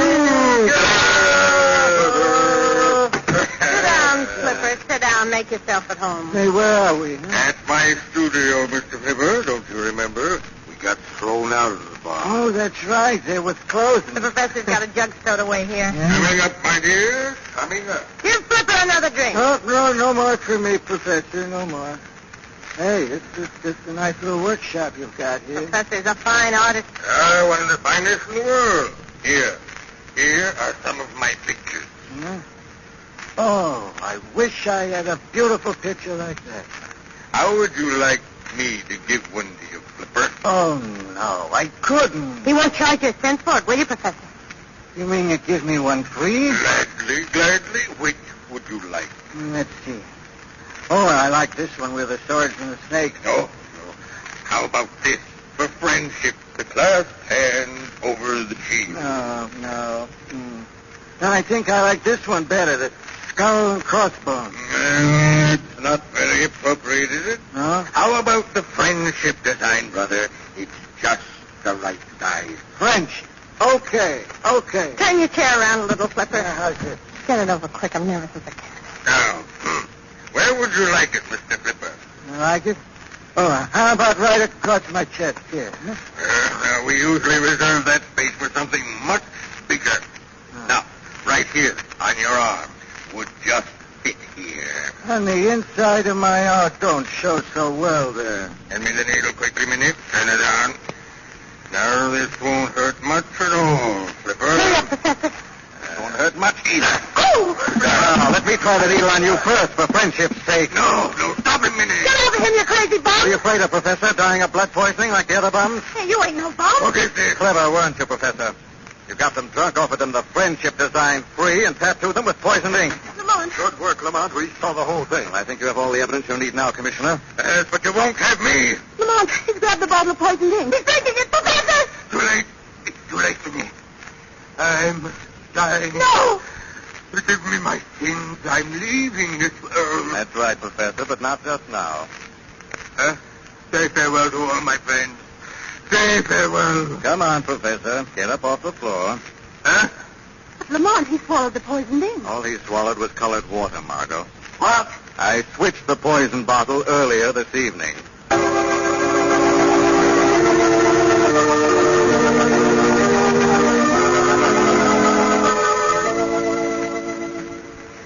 Well, I do need to relax after that excitement, darling, but I wish we hadn't come back here to Larry's saloon. Well, Margot, I couldn't very well go to any of our usual spots dressed in these clothes. Oh, no. It is true, then, Lamont, that Mike was completely innocent of what was going on. Yes, Margot. Minnie, the professor, and Smokey are the guilty ones. Smokey found out which of the beggars carried their life savings around on their persons and told Minnie. Is that it? Yes, and she and the professor got them drunk into the studio and offered them a free tattoo sample. Just as they did you. But how did you guess about the tattoo marks causing the death, darling? Well, I saw Soft-Shoe's body and noticed his friendship tattoo. When I saw the photographs of the others, I noticed they had the same design on the same place. All the tattoos were done on the inner arm over the largest vein, so the poison would be carried directly into the bloodstream. Oh, but didn't the commissioner say they all died of natural causes? If you can call bad liquor a natural cause, is what he said, Margot. Hawkins and Minnie were smart enough to disguise the poison with all the rotten liquor they could get into them. Oh, I see. Well, I'm glad it's all over. I am too, Margot. From now on, no more masquerading or makeup. They just get you into trouble. Hey, Bud, ain't I seen you in this bar before? Ain't you the guy they call Flipper? Why, yes, Darling? Well, ain't you? No. My name is Lamont Cranston. I never heard of this Flipper. Never heard of him before in my life.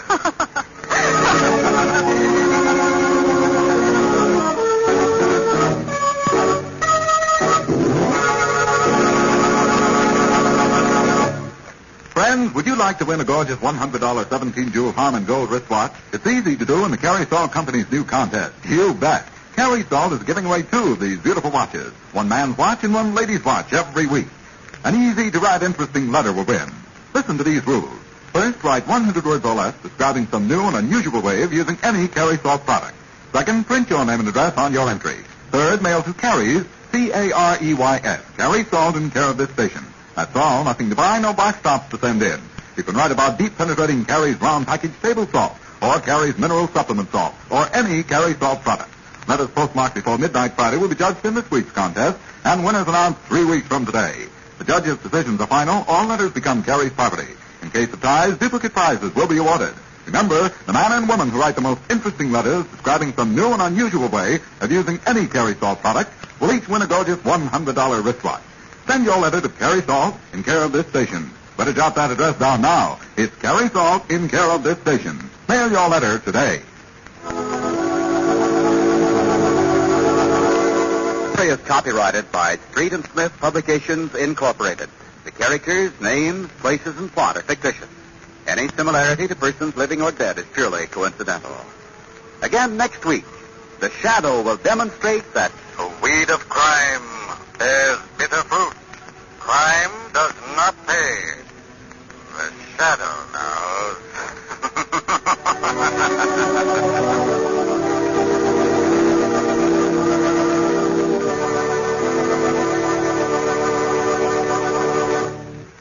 Next week, same time, same station, the Carey Salt Company brings you another strange and thrilling adventure in the Shadow's daring battle against the forces of evil. Meanwhile, remember, there's a Carey Salt for every farm and home use. Look for the package with the bright red band. And here's a reminder. Do you attend church regularly? There's a place for you and your talents in the church of your choice. Be a part of the United Church Canvas.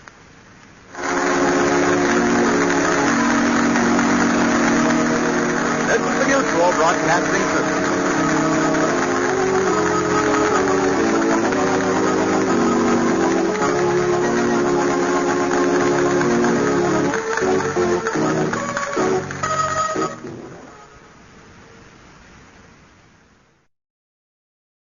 And now, stay tuned for the mystery program that is unique among all mystery programs. Because even when you know who is guilty, you always receive a startling surprise at the final curtain. In the Signal Oil program, The Whistler.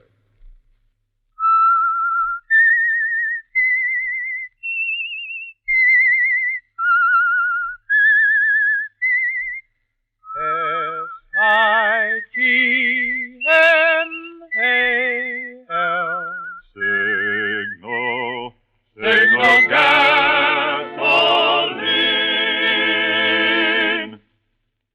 Signal, the famous Go Farther gasoline, invites you to sit back and enjoy another strange story by The Whistler.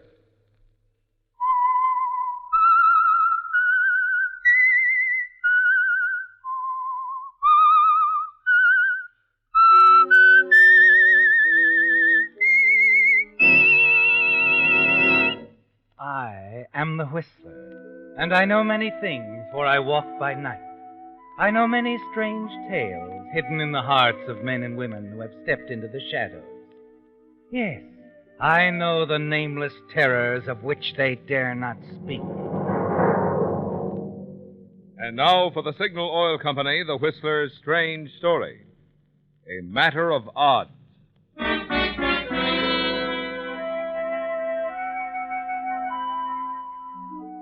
It was a matter of odds from the beginning, because that was the way Danny Atkins lived, by the odds, a betting chance. But he played safe, carefully figured the odds in Danny's own favor.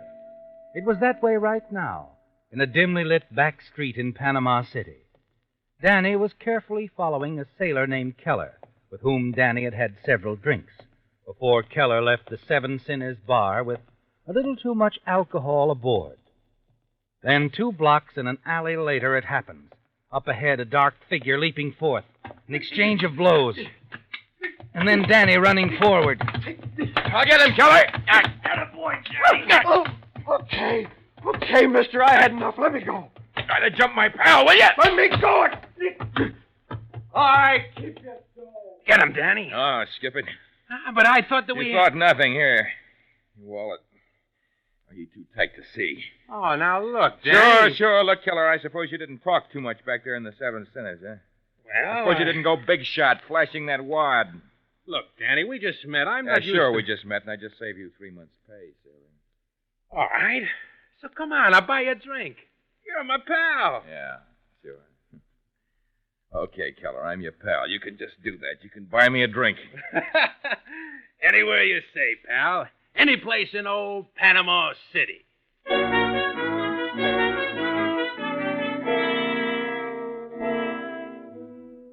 Amusing, isn't it, Danny? The way you picked up with Sailor Keller and the Seven Sinners, became friendly with him. He showed you a picture he had taken in Tokyo, and you even showed him an old snapshot of yourself when you were a high school baseball star. And all the while you were figuring the odds, weighing how much bigger Keller was, how drunk, how much of a protest he'd put up verbally and physically.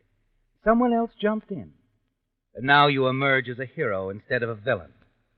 But as you enter another bar, the Blue Moon, you tell yourself that it isn't over.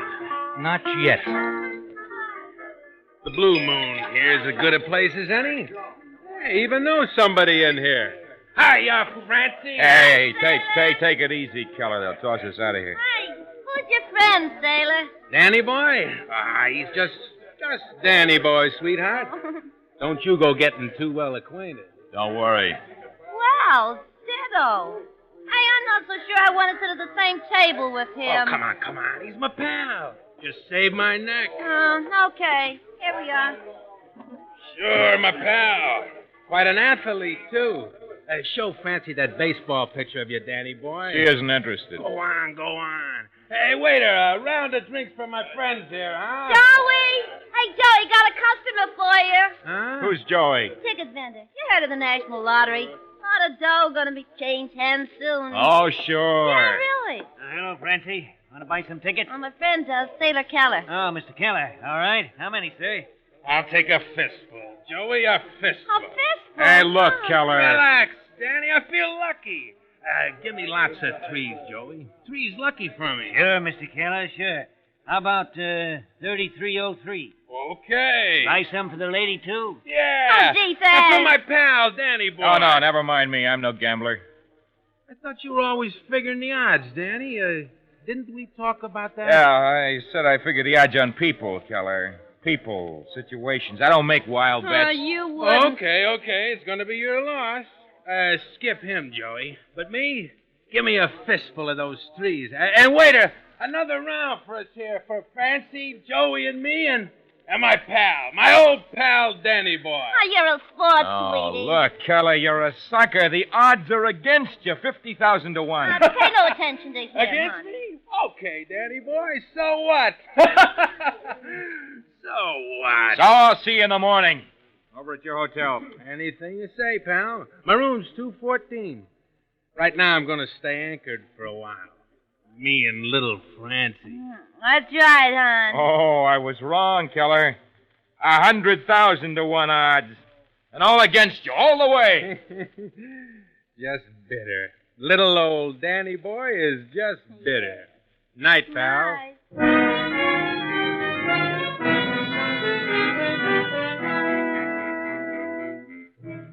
It's infuriating, isn't it, Danny?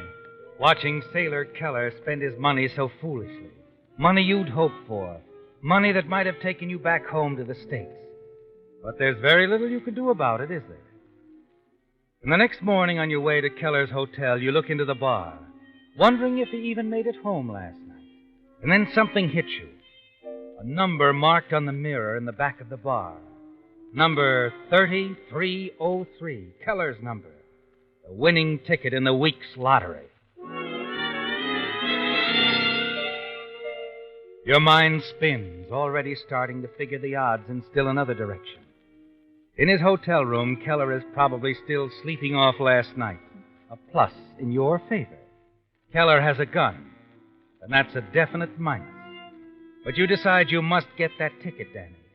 You weigh the odds and decide you'll chance it. You walk up the flight of stairs to the second floor, down the hall to 214, Keller's room. When you reach there, you're surprised to find his door half open. You enter cautiously. Sailor. Sleeping like a baby. It's great. Here are the tickets. Let's see. Wait a minute. 3303 is missing. Winning ticket's gone. Francie, she beat me here. That's why that door was open.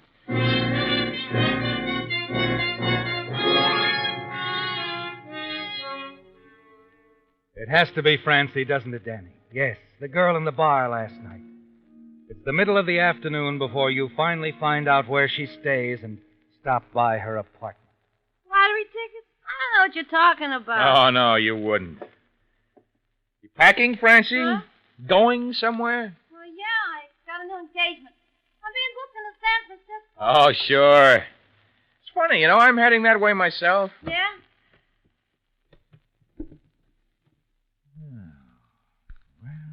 Well, look here, Francie. Right on top of your pretty things. All this money. Yeah, well, all right. So I cashed Keller's ticket. Look, we can split it.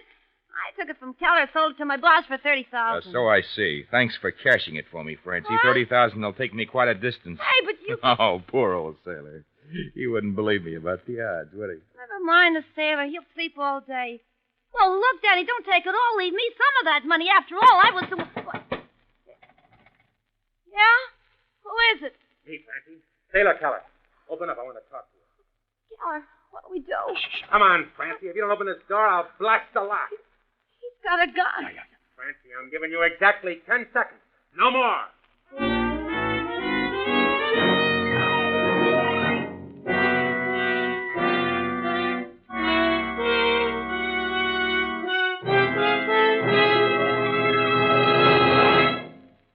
When Milady gets spring fever, out she goes and buys a new hat to perk up her spirits.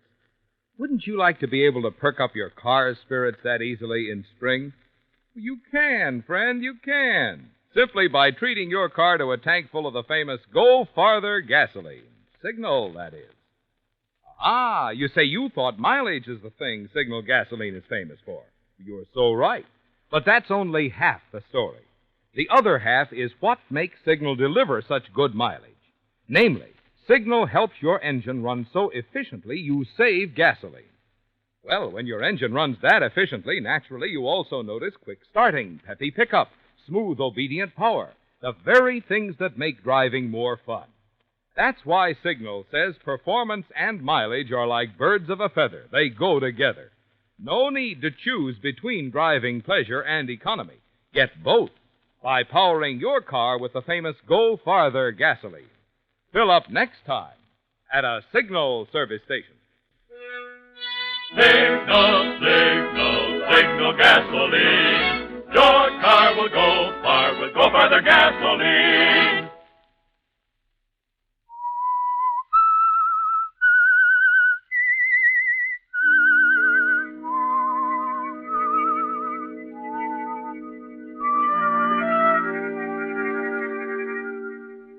Well, Danny, it was a frightening moment, wasn't it?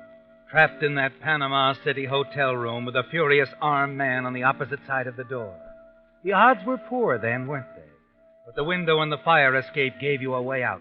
Once you've given Keller the slip, you hurry to the airport, make airplane reservations for Mexico City under your own name of Dan Atkins to throw Sailor Keller off your trail.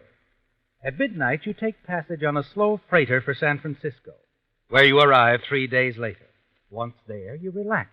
Begin to enjoy yourself with Keller's money. You replenish your wardrobe, buy a new sports model car, and start driving north.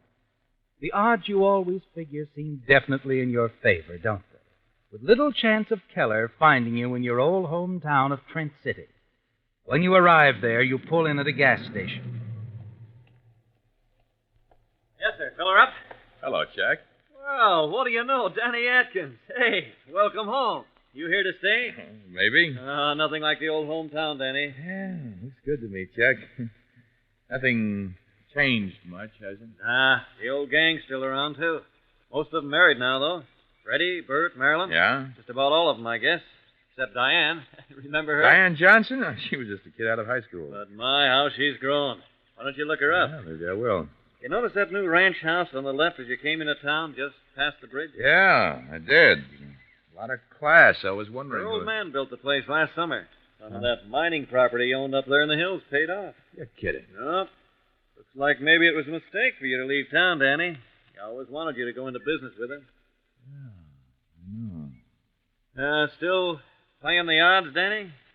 Yeah, yeah, that's right. Yeah. What are the odds in you staying on here?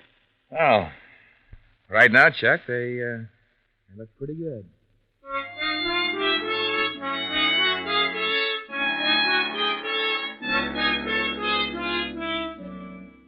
After you leave Chuck, you register at the local hotel, then cruise about town. Your old friends are glad to see you, aren't they, Dan? Yes, and you can tell they're impressed.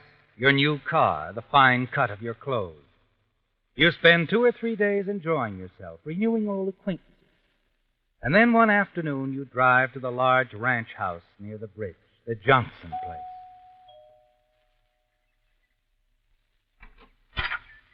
Danny Atkins. How are you, son? Hello, Mr. Johnson. Well, I'm glad to see you. I heard you were in town. Come on in. Thank you. You're looking fine, Danny. Fine. Thank you, sir. From what I've heard from the folks around town, you seem to have done pretty well for yourself. Oh, I've heard the same about you, Mr. Johnson. Oh, I've been lucky, I guess. I've been lucky, too. Oh, I know better than that, Danny. It's more than luck with you. Good common horse sense, that's what it is. You figure things out. Your dad was like that. Oh, Diane. Yes, sir. Come here, honey. I haven't told her you were in town. Wanted to be a surprise. Wait till you see the look on her face. What is it, Daddy? What's happened? Danny. You stare at her, don't you, Danny? Unable to believe what you see. She has changed, hasn't she? Yes, you'd hardly recognize her from the gangling schoolgirl in the blue jeans and plaid shirt you knew years ago. She's really beautiful, isn't she? After you recover from the surprise, the three of you settle down in the den for a pleasant chat. You stay on for dinner. Through it all, you find you can't keep your eyes off of Diane, can you, Danny? And later, the two of you go for a walk along the quiet, tree-lined street. It's wonderful having you back here, Danny. Oh, it's good to be back. You know, I've missed all this, the old town, old friends. We haven't had much time to talk about them, have we? With Dad monopolizing the conversation. I hope he didn't bore you at dinner. Oh, of course not. I suppose you know what's on his mind. Do I? He still wants you to join the firm. Danny, when he does ask you, think it over carefully before giving your answer. It would mean a lot to him. And to you, Diane? Oh, yes. To me, too, Danny.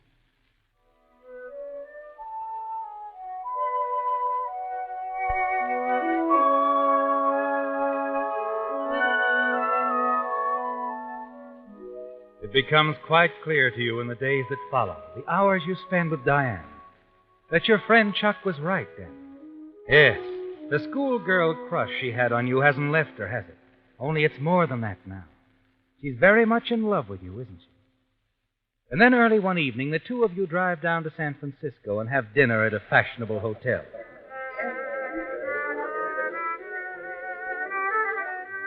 Having a good time, Diane. Of course. But you still haven't told me what this is all about. Are we celebrating something? Yes. I am in your father's firm. Danny, that's wonderful. Dad didn't say. I wanted to be the one to tell you, darling. Danny, I'm just so happy about this. I just don't know what to say. Well, you could say yes when I ask you to marry me. Well? Let's go out on the terrace, darling. I think little Diane is going to burst into tears.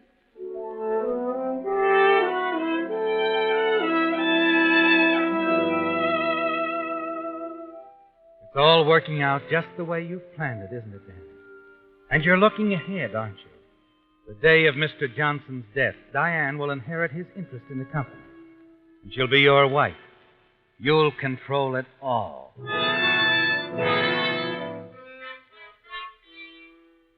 The following morning, you accompany your future father-in-law into the hills to look over his newest project, the abandoned Crofton mine.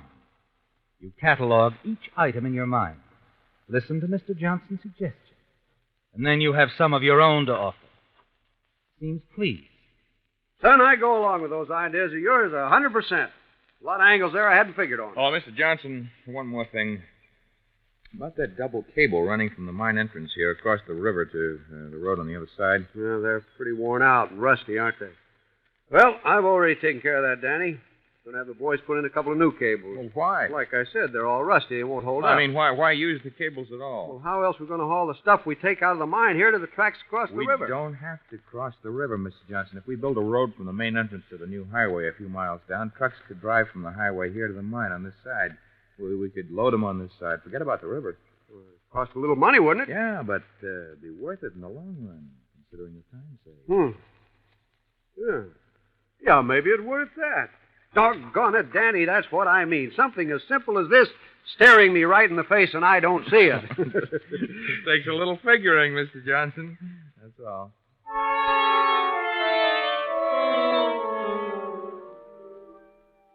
Plans for the reopening of the old Crofton mine run smoothly in the next few days, don't they, Danny? And you find more and more time to spend with Diane. And then one night, something happens that you hadn't counted on. You drop Diane off at her house after a date. Walk back towards your car. Hello, Danny boy. Keller! Get in. Yeah, your sailor friend. What odds were you giving that I wouldn't find you? Look, How did you find me? That baseball picture you showed me in the barn. You forgot it showed your high school in the background. Trent City High. Or maybe you thought I was too high to notice it. Danny, I want my dough. All of it. You don't think I carry it around with me, do you? And we'll trot on down to the bank in the morning and get it. I don't have it. I've invested it. You know, I was afraid of that, Danny boy. I heard around town that you'd gone into some business deal with a gent named Johnson. Okay, so get it back. Get it back? That's impossible right now. A few months, maybe. I can't wait that long. I'll give you a couple of days. The dough or else. Unless you plug me with that rod. What good is that? Oh, I wouldn't plug you, Danny. Unless I had to. No. Well, then what? The hometown folks might be surprised to learn how you got that dough. That little chick you've been running around with. Old man Johnson. All your pals. Oh, it's your word against mine. So if you didn't cop the dough, where and how did you get it? They might like to know. Look, feller, you'll get your money. Sure I will. One way or another. But how do I know you won't tell him anyway? You're good at laying odds. Suppose you figure that one out.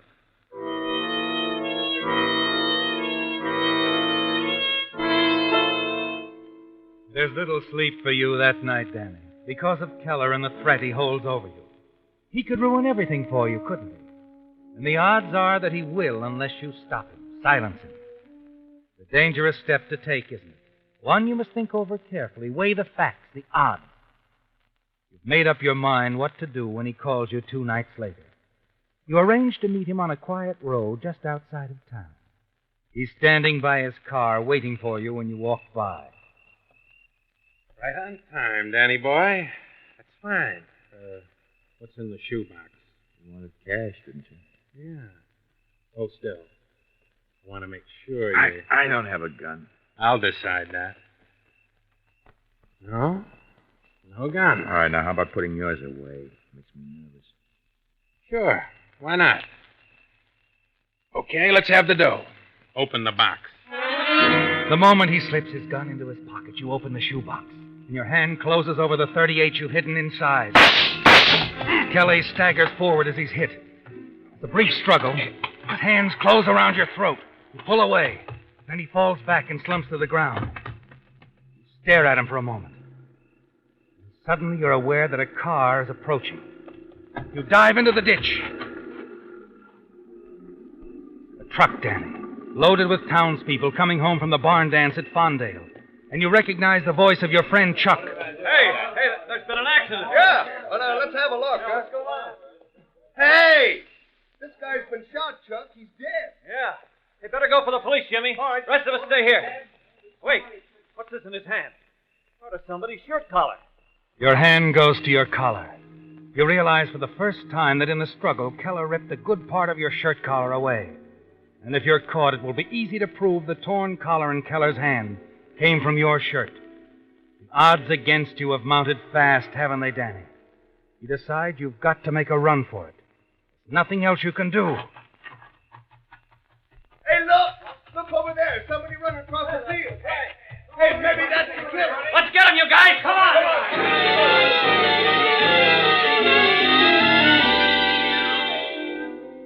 They're not far behind as you approach the foothills, are they, Danny?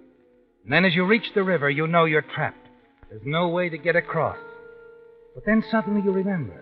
Yes, the mine cable stretching across the river, not far downstream. A few minutes later, you reach them. What are the odds now, Danny? The cables are eaten by rust, and it's a long way across, isn't it? A rushing river below. If you make it to the other side, you'll be safe. If you stay here, the chances are you'll be caught. You weigh the odds carefully, don't you, Danny? It's a matter of timing.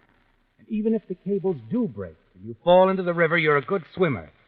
And you're certain you can make the other side. And then... I tell you, I'm sure he came up this way. Well, he isn't here. Get a good look at him? No, it's too dark. He probably headed downstream toward the bridge, the only way across. Yeah. Hey, but wait a minute. I just happened to think of something. What about those cable lines leading across the river? They're around here someplace, aren't they? Well, yeah, sure. But a guy'd be a sap to try it. Hand over hand, more than 50 yards. I guess you're right. He wouldn't try it. Come on. Yeah. Wouldn't I try it, Chuck? Wouldn't I?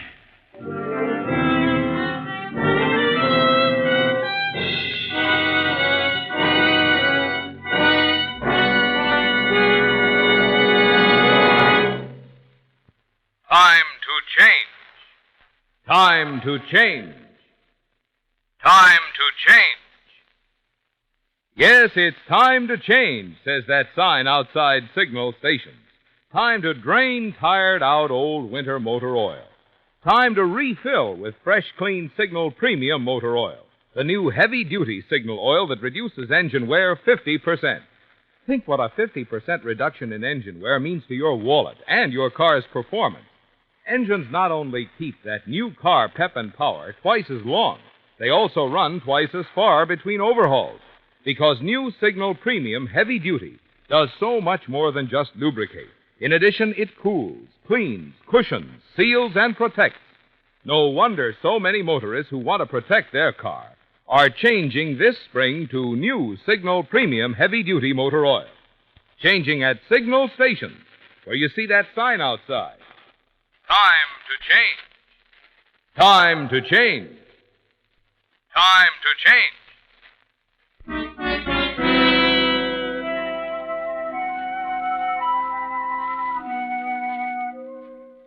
A small group of townspeople, shocked by the news of the tragedy, had gathered at the river's edge just below the Crofton mine. High above them at the mine entrance stood Sheriff Delsing and Mr. Johnson, surveying the scene in stunned silence. Presently, the two men approached the edge of the cliff. The sheriff pointed toward the opposite shore. Well, that's where Danny fell, right out there in the rocks. I just don't understand this at all, Sheriff.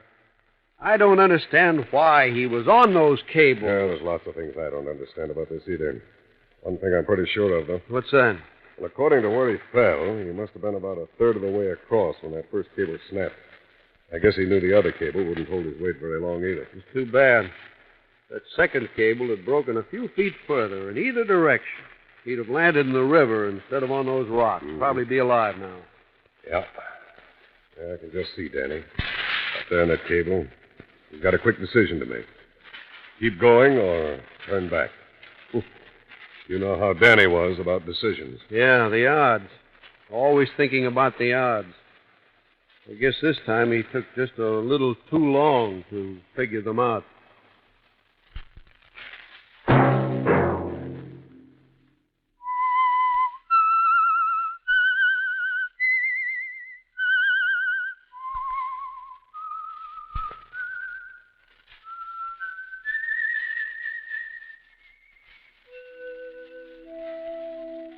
Let that whistle be your signal for the Signal Oil program, The Whistler, each Sunday night at this same time.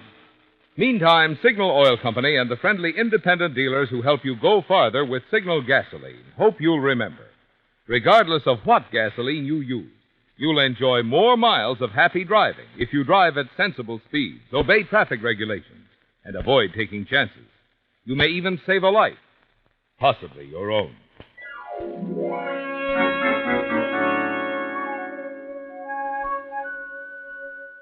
Featured in tonight's story were Bill Foreman as the Whistler, Lamont Johnson, G.G. Pearson, Tom Tully, Bob Bruce, Bill Boucher, and John Shea. The Whistler was produced and directed by George W. Allen, with story by Adrian John Doe, music by Wilbur Hatch, and was transmitted overseas by the Armed Forces Radio Service. The Whistler was entirely fictional. Any similarity of names or resemblance to persons living or dead is purely coincidental. Remember to tune in at the same time next Sunday when the Signal Oil Company will bring you another strange story by The Whistler. Marvin Miller speaking for the Signal Oil Company.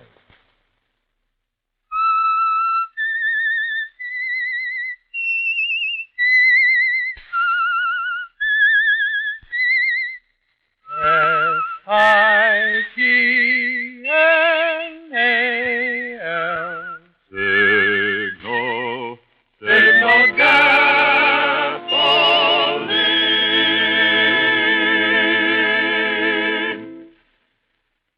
Stay tuned now for Our Miss Brooks, starring Eve Arden, which follows immediately over most of these stations. This is the CBS Radio Network.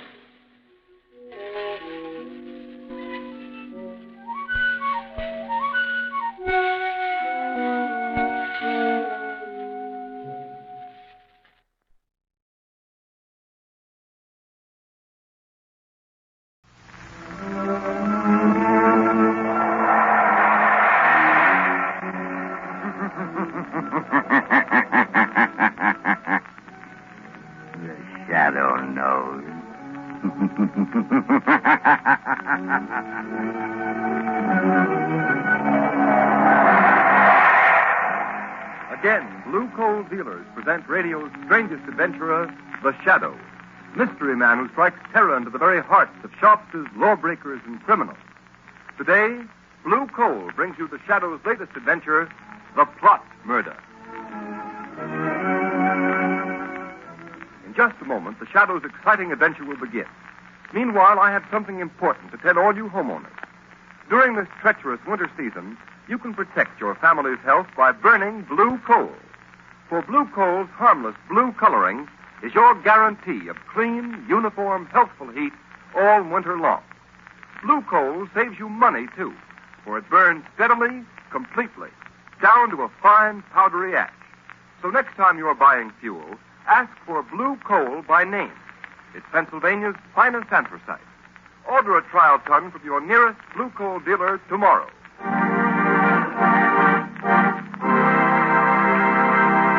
An important announcement. Just before going on the air with today's adventure of The Shadow, we received a telegram from the American Police Review, presenting The Shadow with a special award. Be sure to hear this official presentation at the close of this program. And now, Blue Coal presents The Shadow in The Plot Murder.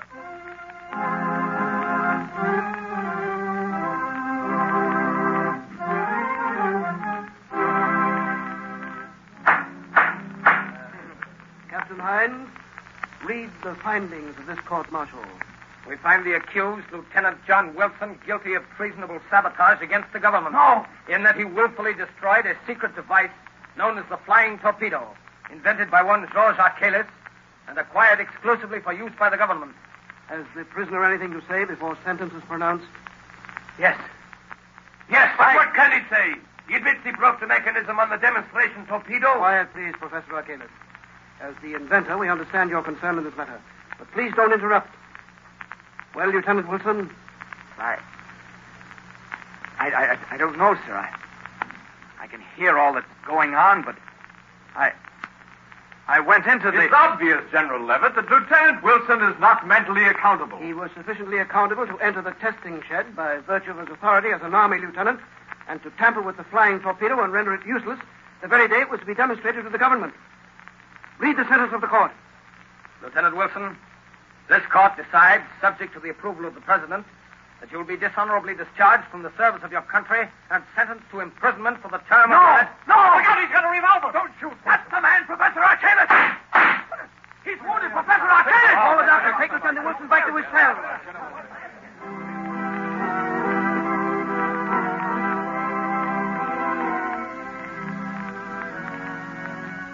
Lamont Cranston, I tell you, John Wilson can't be guilty. He just can't. Why not, Margot? After all, traitorous Army officers are not unknown to history. Yes, but the peculiar way John Wilson talked on the stand makes me think there's something strange about the whole thing. He acted, well, almost like a man in a trance. Lamont, just what is this flying torpedo he's supposed to have tampered with? That's what its name implies, a sort of aerial torpedo filled with high explosive flying under its own power. And once it's launched into the air, instead of flying a predetermined course, its direction can be guided by radio beams from an observation plane flying high above it. Oh, I see. Imagine its tremendous effectiveness in warfare, its deadly accuracy in hitting even a fast-moving target like a troop train or a supply ship. Sounds tremendously important. Who invented it? This man Archelis, who was to have demonstrated last week at the proving grounds before a large delegation from the capital. Besides being members of the War Department, a great many high officials in other branches of the government were to attend the test. Well?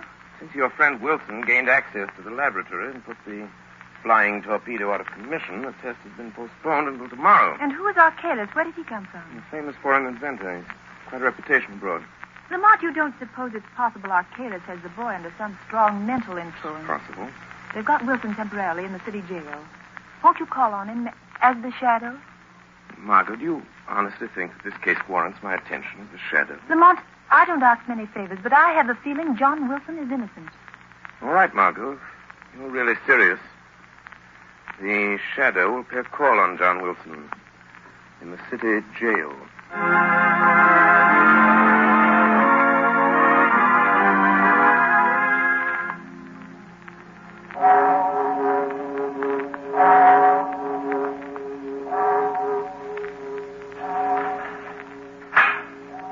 Lieutenant Wilson is in that last cell, Professor Arcalis.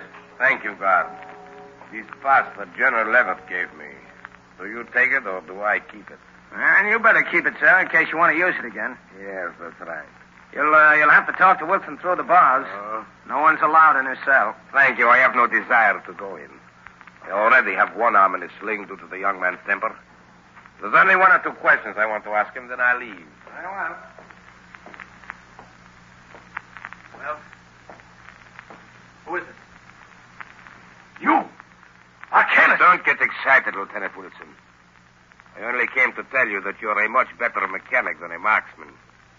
Your bullet only injured my arm. I'm only sorry I didn't kill me. The only way you can break the spell I have over you, isn't it?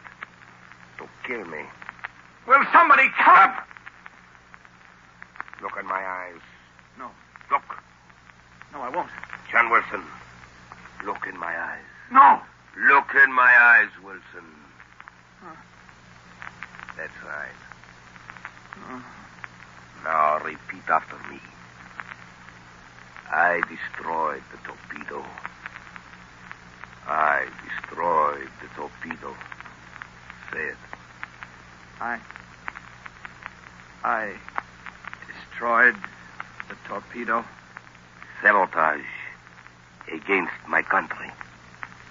Sabotage against my country. I am guilty. I am guilty. And that is all you remember. Are you sure that's all he remembers? Professor Arcalis? Who said that? Guard. You are there? No, not the guard, Professor. He's waiting at the end of the passage. You hide somewhere. In the next cell, perhaps? No, I'm here. In the shadows, Professor Arcalis. Perhaps you've heard of me. Who are you? The shadow. The shadow? Help me. Help me. I am your friend, John Wilson. Think now. Concentrate. What is it you're trying to remember? It's that torpedo. Dangerous. Wilson, keep quiet. Steady now. Think. Think. You can break through this spell. I tried to make them understand that. I destroyed the torpedo I because... command you to stop. John, your friends believe in you. They're trying to help you. Wilson, what have you committed? Sabotage against my country. I am guilty. I am guilty. So, Mr. Shadow, whoever you are, you see... You have a powerful spell over the boy, Professor. But there is a way to break it. What way, Shadow? If you don't know, I have no intention of telling you. Yet.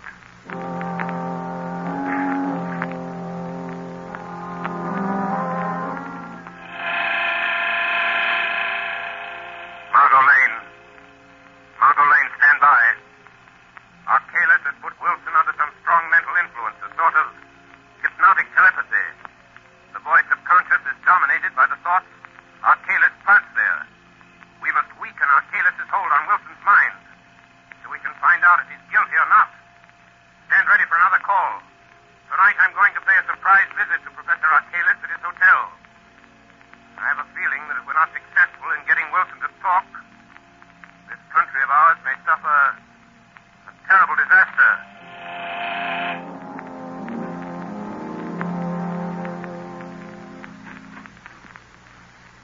Lock the door. All right. Did anyone follow you here to the hotel? No one, Professor Achilles. Good. The test will take place tomorrow? Yes, at 3 o'clock. The War Department is so convinced your invention will render any nation possessing it invincible that the high command of both the Army and Navy are to be there to witness the test. The president, too? Yes. The President and the Vice President expect to attend, together with the Secretary of War and the Secretary of the Navy. So they've fallen into my trap. They'll be blown off the face of the earth just as I planned. I'll have to show you make a final inspection before the torpedo is taken out of the grounds and see that the steering mechanism is set. I understand. But since I am your chief assistant, they might ask me to go along with them. No, they won't. I'll fix that. Their bungling army mechanics think they understand the flying torpedo perfectly. So to satisfy their pride, I've let them take complete charge of the demonstration. Good. Don't worry, Barra. And afterwards? Afterwards, with the guiding brains of the nation wiped out at a single stroke, the country will be thrown into confusion, disorganized. So we'll have nothing to fear. I see. There are only two things that bother me slightly, though. Lieutenant Wilson, for one. Wilson? Did he really discover the secret trick of the steering mechanism? Yes, he knows what we intend to do and how we intend to do it. You should have disposed of him at once. I thought of that. I was afraid it would arouse suspicion. But I'm keeping Wilson under mental hypnotic control until it's too late for him to stop us. Wouldn't it be better if he were dead? Perhaps. I can still visit him at the prison. And what is the other thing that bothers you, Professor? Only a shadow, Barra. But I'm not quite sure of the extent of its power. A shadow? Don't worry. I think I can take care of it, too. Listen. What is it? I thought I heard footsteps outside in the hall. Go and look. There's no one here. All is empty. Must be my nerves. I'll be glad when this is all over. Our escape is taken care of? Yes, the freighter will be waiting for us at South Pier. But go now, Carl. And success to you. Good night, Professor. Good night, Barlow.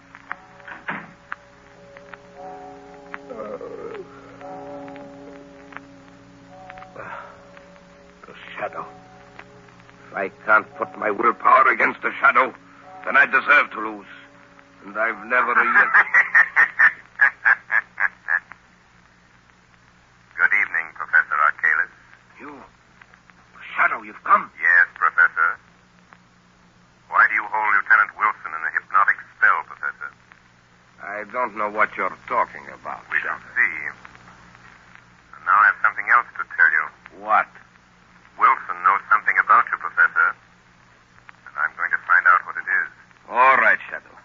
You know a little, but you'll never learn more from Wilson. No one can break the spell, not you, nor all your childish magic. You forget. Greater magic, Arcalis. What? Death. Death? Yes, it's on the way, Professor. And I can promise you this, if any blood is shed, it will be yours, not the shadow's.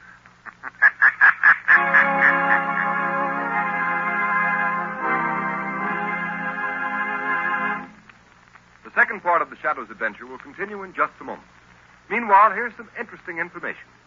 Every day, more and more families throughout this area are saving money on their heating and cooking bills. These families are getting better and more economical heat than ever before with blue coal. Blue coal is anthracite. It is an American product mined by the Glen Alden Coal Company, who are deeply grateful for the purchases of blue coal by families throughout this area. Today, blue coal is the largest selling brand of home fuel in America because it is the only fuel that so satisfactorily combines all of the essentials necessary for perfect heating results. It is superior in quality, cleaner than most fuels, and economical because it burns long and steadily down to a fine powdery ash. Furthermore, there can be no substitution when ordering blue coal because it is the only solid fuel actually trademarked with a blue tint so that you can identify it at a glance. These are a few reasons why in Watertown, New York, blue coal sales this winter show a 29% increase over the same period a year ago. So take a tip from Watertown, New York families. Order blue coal by name.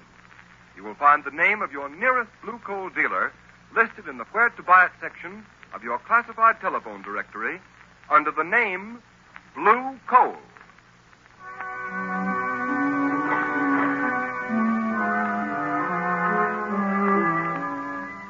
But I tell you, General Levitt. Excuse me, Cranston. Go right ahead, General. Hello? General Levitt speaking. Oh, yes. Good morning, Captain Hine. That's fine. You have the flying torpedo loaded and ready for the demonstration? Good. I'll expect a report. Sorry I can't be with you. Goodbye. Now, Cranston, to get back to this Lieutenant Wilson, I don't see what I can do. But there may be some desperate plot at the bottom of this. Wilson acts as if he'd been put under some powerful hypnotic spell. He might know something about this flying torpedo that you ought to know. For heaven's sake, Cranston, I haven't time to listen to any such drivel. I know you're a very agreeable young man and you mean well, but you're letting your imagination run away with you. Now, if you don't mind, I must get ready to leave for the capital. Very well. Just do me one favor, General Levitt. Might prove something to you. Well, what is it? Suggest to Professor Archalis that he be present with the other official visitors at the proving ground. The demonstration starts. Of course, Professor Archalis will be there. Why shouldn't he be? That's what I'd like to know. Unless I'm very much mistaken, General, Professor Archalis has made arrangements to be far, far away from the scene of his triumph. George Cranston, I believe you know something. Excuse me, sir. Yeah, well? There are two gentlemen here to see you, sir. Professor Archalis and another man. Oh, all right. Show them in. General Levitt will see you, General. Thank you. I'm sorry to interrupt you, General Levitt. That's all right. This is Mr. Cranston, Professor Archalis, and Mr. Barloff. How do you do? How do you do? If you don't mind, Mr. Cranston, I'd like to speak to General Levitt alone. Not at all. I'm sure you have weighty matters to discuss. Good day, gentlemen. Thanks, Cranston. Goodbye. Oh, orderly. Yes, General Levitt. Is my luggage ready? Yes, sir. Fine. Then take the next train. Yeah, there's one leaving in 20 minutes. Can you make it? Yes, sir, if I go now, sir. Go ahead, then. I'll close the office. I'll meet you in the capital tomorrow. Yes. Well, what brings you here, Professor? Very nice. Oh, sit down, Mr. Barloff. Thank you, sir. Barloff here has just returned from the proving ground, General. He supervised the loading of the torpedo early this morning. Everything was all right, I hope? Perfect. Your Army mechanics seem very proud they're going to handle the torpedo by themselves. Of course, we'll be anxious to know how it comes out. Oh, aren't you going to be at the demonstration, Professor Archalis? I'm afraid not. Another engagement, unfortunately, prevents my attending. Oh, yes, I see. But I can't understand how anything could be more important to you than seeing your own invention demonstrated before the highest officials of our government. I admit I'm terribly disappointed, General. However, I've left instructions for a telephone message to be sent to me at my hotel the minute the demonstration is over. Professor, I'm not sure that this test should be made without your being there. What do you mean? Suppose I order you to go. But no, that's impossible. Why impossible, Mr. Barloff? You must excuse Barloff, General Levitt. He is a little excited. Excited? What about? Look here, Professor Archalis. Why don't you want to go to the proving ground? Must I repeat my previous statement? This stalling and hedging is very suspicious. By George, you'll go whether you want to or not. Don't touch that phone. Barloff, be careful. You can't give me orders in my own office. You hit him too hard, Barloff. His head was bleeding. He struck the desk when he fell. Yeah, drag him in his closet and lock the door. He knows something, Professor. Yes, the fool suspects something, but how? And we've got to act quickly. I wonder if Lieutenant Wilson has talked. But you said he's still under your hypnotic spell. Perhaps it would be better if Lieutenant Wilson died. Yes. We're going to murder him? No, I'll merely suggest that he kill himself. No, Barloff, if you'll tie up the general... Professor, look at him. What? General Levitt is dead.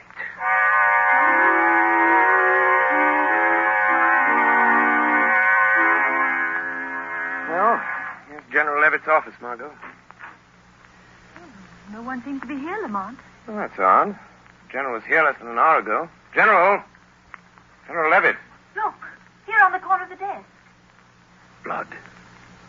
Word to Commissioner Weston at once. Tell him something has happened to General Levitt. Yes, anything else? Yes, tell him to send a squad of men to South Pier. I overheard Professor Archalis and Barloff talking about meeting on a freighter there. Where are you going? I'm going to the jail. I'm going to make one more desperate attempt to get John Wilson to talk. You've got to find out what this is all about before it's too late.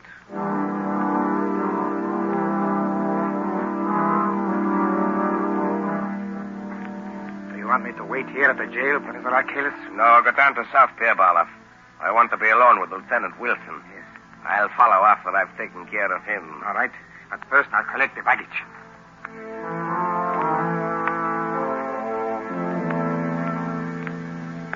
But you remember only this, Lieutenant Wilson. See always my eyes in front of you. Yes. You will forever do what I tell you to. Stop. Leave me alone. No, never. Look, Wilson. See what I have? A knife. Here. Take it. Now listen to me. You are disgraced. Your family disgraced. You have nothing more to live for. Say it. I have nothing more to live for.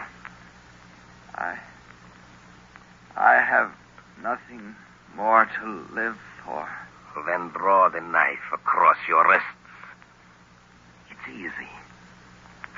Try it. Stop, John. Don't do it. Shadow. He's trying to make me... Keep away from me, Wilson. I've got you Let by go the of me, arm, Wilson. Archelaus. Did you feel the knife yourself? Yes, you've cut me, you fool. Your blood is being shed, Professor. Remember what I told you? Let me out of here. Let me out. He's gone, John. Something's happened to me. I feel like I can talk now. Then talk. Tell me what you know. Archelaus' spell is weakened. I can't see you, and I don't know who you are, but you've got to help me. I first suspected Archelaus and his crowd when I saw that the steering mechanism of the flying torpedo had an extra attachment. An extra attachment? Yes, you see, the flying torpedo is supposed to be steered by radio beams from an accompanying plane. But this extra attachment I'm talking about would render the radio beams ineffective. In other words, the rudder is set so the torpedo will fly in a complete circle and come back and strike the point from which it was sent, like a boomerang. If it does that in the demonstration today, it will wipe out all the important government officials. Yes, that's their plan. Just as I made the discovery, Archelaus came into the workshop. I accused him, and he put me under this spell. I tried to talk, but I couldn't. Never mind that. I'll get in touch with Commissioner Weston, have him go to the proving grounds. He can stop the test flight of this flying torpedo if he gets there soon enough.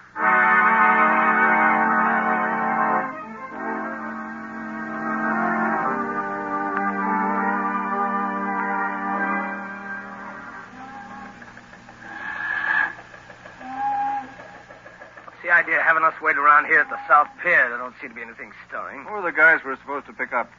Two birds by the name of Professor Archelaus and Barloff. Foreigners, huh? Yeah. What are they going to do, make a getaway? I don't know. Commissioner Weston just said to make sure we got them, that's all. If it had been that important, don't you think the commissioner would have come down here himself? Well, he was coming, but he got a last-minute call to go over the place where they're trying out that new flying torpedo. Oh, yeah, I read about that. All these inventions. Now, wait a minute. Somebody coming down the dock. Hey, you. Hey, stop where you are, I'll shoot. What's this all about? Nothing. Where are you going? That is my business. What's your name? Come on, what's your name? Are you Barloff? What is it to you? Answer me, are you Barloff? Yes. Well, that's all we wanted to know. Come on. Why do you take him? I have done nothing. He's got a gun, Sergeant. What? I'm sorry, Sergeant. I had to do it. That's okay. This Archelaus will probably be along in a minute.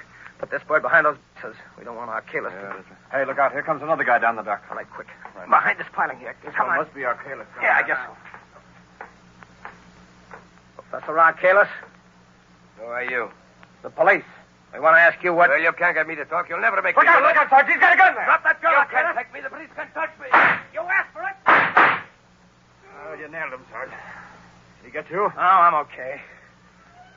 Here comes the parole. Must have heard the shots. Oh, they didn't have time. Oh, Commissioner Weston? Yes, Sergeant. So you got our man. Yep. Is he dead? I don't think so, sir. Well, Archelaus, maybe you'll talk. I'll never talk. Commissioner Weston. Shadow, what are you doing here? We can't waste time, Commissioner. Did you stop the test of the flying torpedo? Yes, but... Good. Commissioner, you've saved the lives of thousands of spectators. To say nothing of some of our highest government officials. Then it was you. Yes. Yes, I had a friend of mine call you. And now, Professor Archelaus, let's have the story. You haven't much time. I know. I'm dying, Shadow. It was a plot against our national defense, wasn't it? It was. Who employed you to do it? That I won't tell you. But Lieutenant Wilson is innocent. Yes. Wilson is innocent. Commissioner, you're a witness. Lieutenant Wilson is cleared. Yes, Shadow. And what about General Levitt? Barloff killed him. Where is Barloff? We got him behind these boxes. How did you know about General Levitt, Shadow? We found blood on his desk.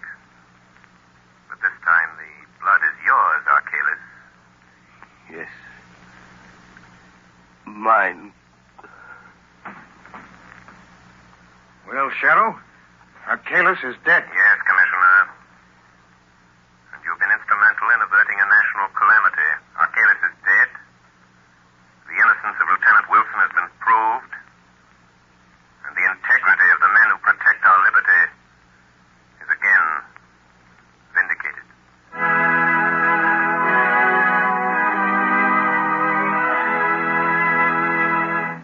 And now, here is John Buckley, Blue Coal's heating expert, with helpful heating hints for you. Thank you, Ken Roberts. Good evening, friends. I've received numerous letters from homeowners asking what they can do to prevent chimney loss, wasted heat that goes up the chimney instead of through the pipes of your heating system. It is really a simple matter to prevent this, and you will save money on your fuel bills, too. The next time you refuel the fire, move the handle of the turn damper, that plate-like damper inside the smoke pipe, 1/16 of an inch toward the closed upright position. Then, if the fire still burns too freely, close the turn damper another 1/16 of an inch. Repeat this operation until you've found the correct adjustment. Once you've found this ideal adjustment of the turn damper, mark the position on the smoke pipe with a piece of chalk or something that can be plainly seen. Then leave the damper set at that mark. Remember, the nearer the turn damper is set to a closed position, the smaller the chimney loss and the greater the volume of useful heat. If you follow the suggestions that I give you every Sunday on this program, they should enable you to heat your home with the utmost efficiency and economy. However, if you're experiencing trouble with your heating plant, call your nearest Blue Coal dealer and ask him to send a John Barclay trained serviceman to your home to inspect your furnace. This service is free to all Blue Coal customers. I thank you. Thank you, Mr. Barclay. And here's the official telegram advising of the award the American Police Review has made to the Shadow program.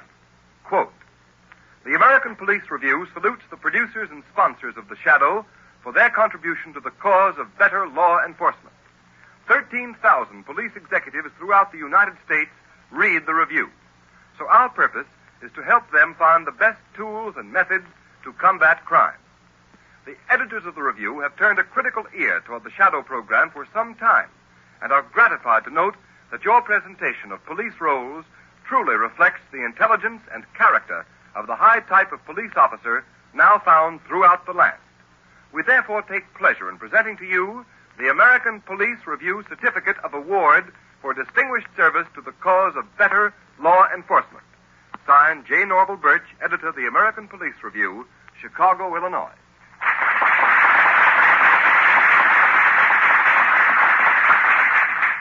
And so, on behalf of Blue Coal dealers and of all those who assist in the weekly programs of the Shadow, we tender our thanks and appreciation to editor J. Norval Birch and the American Police Review for their splendid testimonial.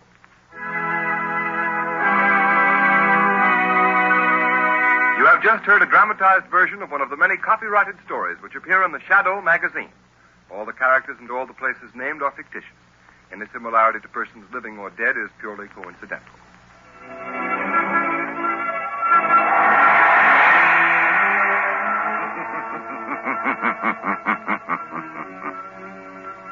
As you sow evil, so shall you reap evil. Crime does not pay. The Shadow knows.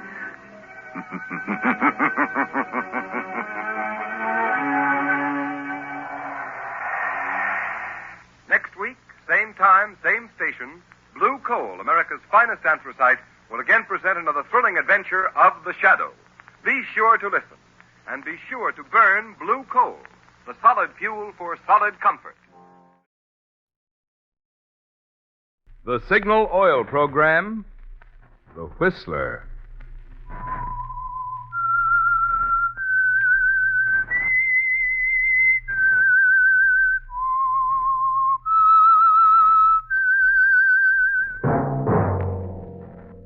whistle is your signal for the signal oil program, The Whistler.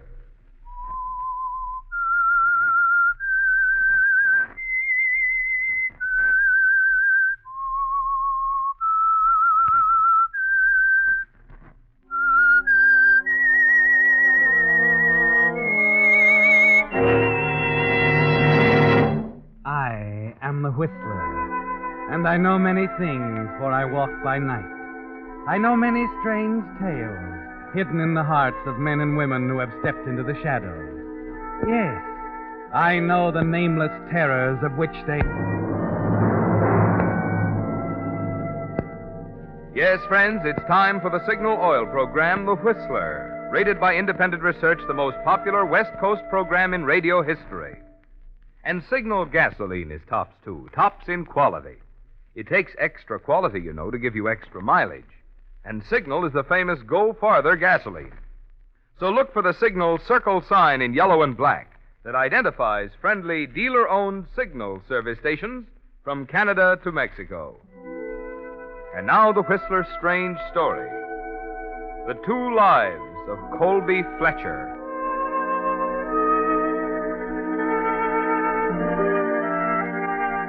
There was a white fury inside the man at the wheel of the black sedan, speeding down the deserted highway from Port Rialto toward East Riverton. The tight grip on the wheel made Colby Fletcher's arms ache with fatigue. He stared blankly at the white center line of the highway, unreeling under the glare of his headlights.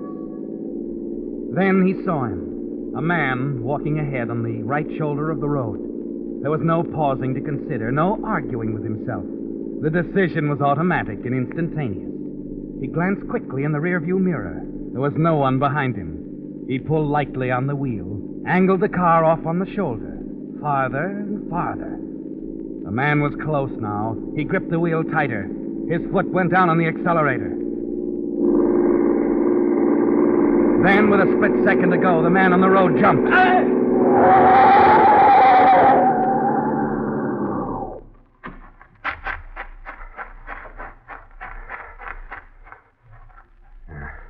Only clipped him. He's just stunned. I'll have to finish him off with a tire iron. Now, where the devil did I put that darn thing? I thought it... Oh, a car.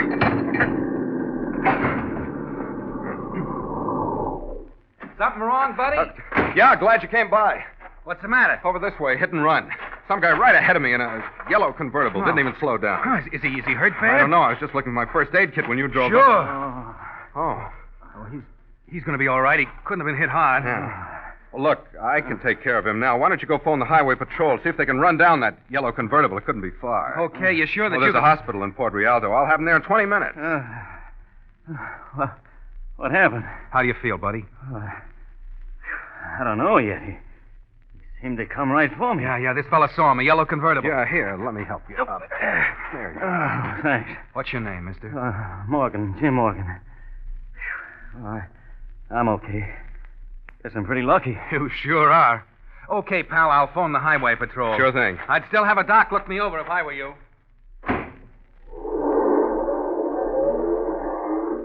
I guess I'm still in one piece. Well, that stupid jerk, he could have killed me. It was almost like he was trying to. Boy, he was probably drunk or something. Oh, say, I sure appreciate what you've done, mister. Oh, forget it. Where are you heading? Riverton. Well, you got a place to stay? No. Well, you need some rest right now. Look, why don't I take you with me? I have a laboratory in East Riverton. There's a spare cot in it. Often spend the night there myself. Well, I don't know. You sure? You won't be any trouble. Well, mister, I guess I'm in no position to choose. It's a deal.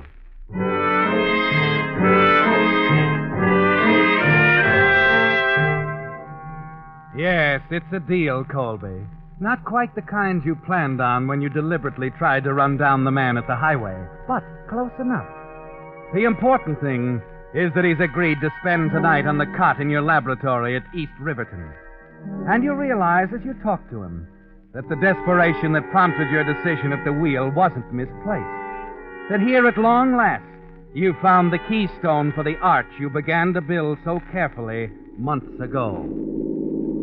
And as you chat with Jim Morgan, driving along beside him in the night, Your mind runs back over it all again, back to early spring, and the little informal meeting with your wife Cynthia's father and some of his friends. On that afternoon, the foundation of the arch was laid. Yes, you remember that meeting very well, how they listened to every word you said. And that's about it, gentlemen. You may feel that it's because Ralph here, my father-in-law, has a great deal of faith in me. Well, he's been very kind. But I believe in this process. It's become my life. It can and will work. We believe it can, too, my boy. Yes, we got a lot of... And I'm happy to tell you that Mr. Adamson, Knowles, Fredericks, and I have agreed to put up the money to get things started. Yes, that's right. We're ready to back you to the tune of $15,000 and purchase that abandoned warehouse out in East Riverton. It'll make a fine laboratory. We're not businessmen, Colby, but if Ralph says you're okay, that's good enough. Yes. Well, this is certainly good news. There's a lot of work ahead of me. The whole process for manufacturing artificial silk is still in the experimental stage, but with a little lab where I can work all by myself... We know, son, and we're counting on you to come through for us. Colby... Yes, sir. I understand that the work is quite dangerous. Yes, Mr. Knowles, it is. I'm sure you're all happy that I'll be doing my experimenting across the bridge in East Riverton. I'll try not to waste time. As soon as the lab is ready for me to start moving things in, the work will get underway.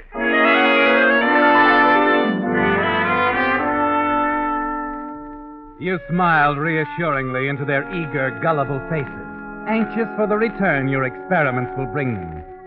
You almost wish you could laugh openly at them. Tell them your so-called secret formula for artificial silk is available to any qualified chemist. But for the present, you can't tell anyone, Colby. Not even Cynthia, your wife. And then, a few weeks later, as you arrive home... Darling, I've got a wonderful dinner. How's it coming? Oh, all right, I guess. You'll be starting work next week, won't you? Yeah. You don't seem very excited. Frankly, I'm not. But Colby... I don't want to sound dramatic or anything, but this business of synthesizing silk is pretty dangerous, Cynthia. At one stage in the process, the stuff's terribly explosive. If anything went wrong, You never told me that. I didn't want to worry you. You see, I'm not concerned about myself. It's you, dear. If anything happens Don't to me, even think it, darling. you've got to face these things. If we could only afford some more insurance. But, dear, we have... Well, not enough. Cynthia, do you suppose you could speak to your father? But what could Father do? Well, I think it's up to him and his associates to provide proper protection for you. After all, it's their project. I see. Yes. All right, dear. When do you want me to speak to him? I start work Monday. You better do it tomorrow.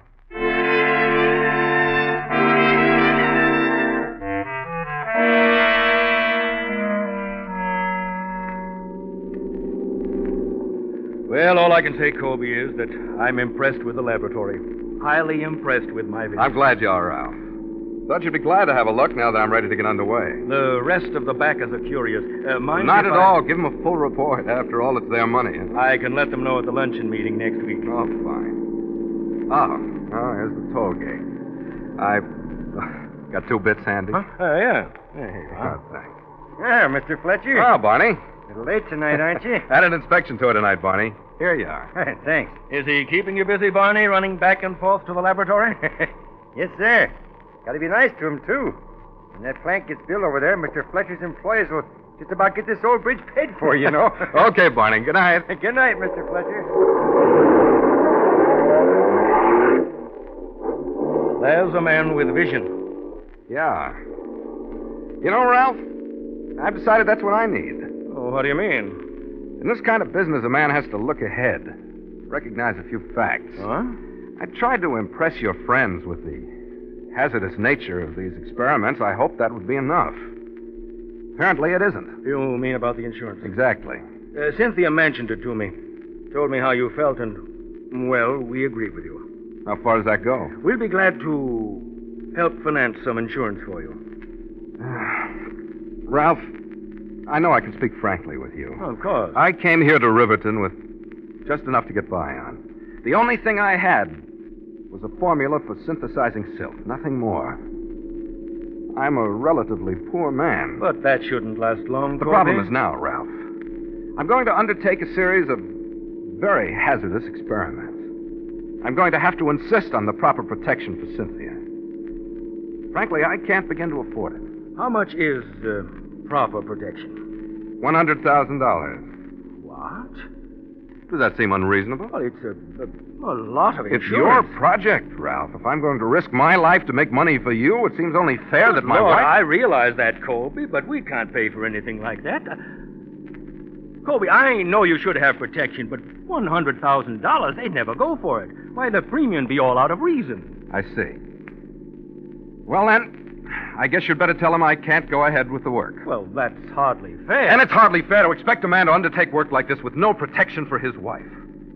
Can't you see that, Ralph? All I can see at the moment is Everett Adamson hitting the ceiling when I tell him you want a policy that large. He'd never go for it. Then it's your choice, Ralph. You can tell him that Wait I won't a minute. Let's not go off half-cocked, Colby. Well, really? I think I can go this far. I can arrange a temporary coverage. Sanders of Edinburgh will take it. It'll cover you for accidental death for the next 7 days, until I can bring it up with the others at the meeting next Wednesday. For the full $100,000? Yes. Effective tomorrow morning. Then I'm fully covered for $100,000 until next Wednesday. That's right. Until next Wednesday.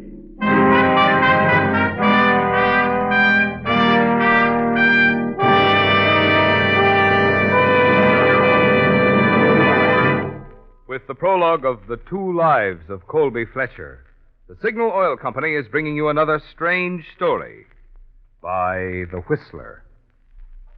But now I want to tell you a tale in which the villains were overage automobile tires, and the victims were those unfortunate drivers whose holiday trips last weekend were spoiled by tire trouble, or by the kind of accidents that faulty tires can cause. You know, most of those sad endings could have been happy endings if those drivers had stopped by their Signal service station and found out how little it would cost them to change to new Lee tires. For Lee prices are down. But here's the important point. Lee quality is up. With their patented double-life rayon cord construction, today's Lees are 25% better than pre-war. And remember, for 45 years, Lee of Conshohocken has made only the finest of first-line tires. So good, in fact, that 97% of the car owners using Lee tires say they will buy Lees again. What's more, your Signal dealer can now arrange easy credit terms on new Lee tires. So treat yourself to a pleasant surprise.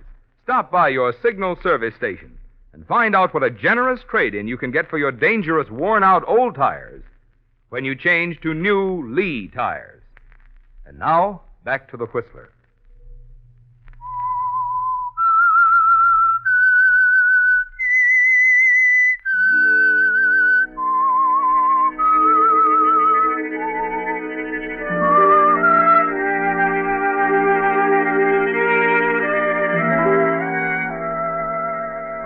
So it's almost over now, Colby. The planning, the promotion, the salesmanship that went into that little laboratory across the bridge in East Riverton. And it's been a terrible strain, extending back over months, for everything. The reputation you carefully built, the friends you cultivated. Even your marriage to Cynthia was part of something bigger. Something to do with the tragic death of a young scientist named Colby Fletcher in a laboratory explosion. Of $100,000 in temporary insurance for a weeping widow whose tears, at least until after she received the money, would be genuine. And you know she'll go along when the time comes, don't you, Colby? You know that then you can return to her, that somehow she'll understand, that the two of you can live your second life somewhere over the horizon. But for the next 7 days, Cynthia must know nothing. It's safer that way. I wish you'd have some more dinner, dear. I'm sorry, Cynthia. I just don't seem to be hungry. You're worrying me terribly. Now, don't be that way, darling. I can't help it, Colby. It's our work, our future, but why am I left out of it? I want to help you, Colby. I want to feel I'm part I've told of... you 100 times why you can't, dear. It's very dangerous, and I don't want you around. Can't you understand? If you're in danger, I want to be in danger, too. There's no life for me without you, darling. There'll be a time when you can show how much you love me. I can't say any more now.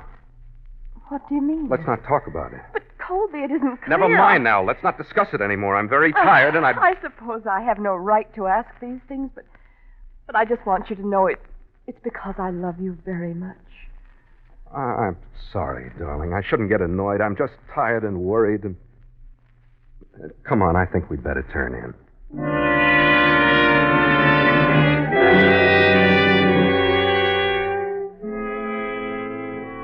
Yes, that's all you can tell her now, Colby. But you know Cynthia will stand by you when the time comes. And it's not far off now. You wish fervently that there were some way of postponing it, knowing that now you face the most important problem of all, that the arch is all but built, that the next step is to slide the keystone into place and make the structure sound and complete. Time means everything now, Colby. It has to happen fast. It's a little before noon the next day when you arrive at the little town of Port Rialto, 120 miles up the coast, and stop at the newspaper office. Yes, sir. Can I help you? Yes, I'd like to buy an ad in the classified section. I'll take care of it. Here, just write it out. Perhaps you can word it better. I want to hire someone, a man, unattached, not over 30, pleasant work, good salary. What kind of work? I'm afraid it's a little involved. I'd prefer to explain it to each applicant. All right. What about your address? I'll be conducting interviews here in town at the Rialto Hotel on Thursday and Friday. Rialto Hotel. Interviews Thursday and Friday. Yes. All right, fine. I'll just figure this up. And what's your name, sir? Maisley. Walter Maisley. All right. We'll have this ad in tomorrow and the next day, Mr. Maisley. I'm sure you'll get results.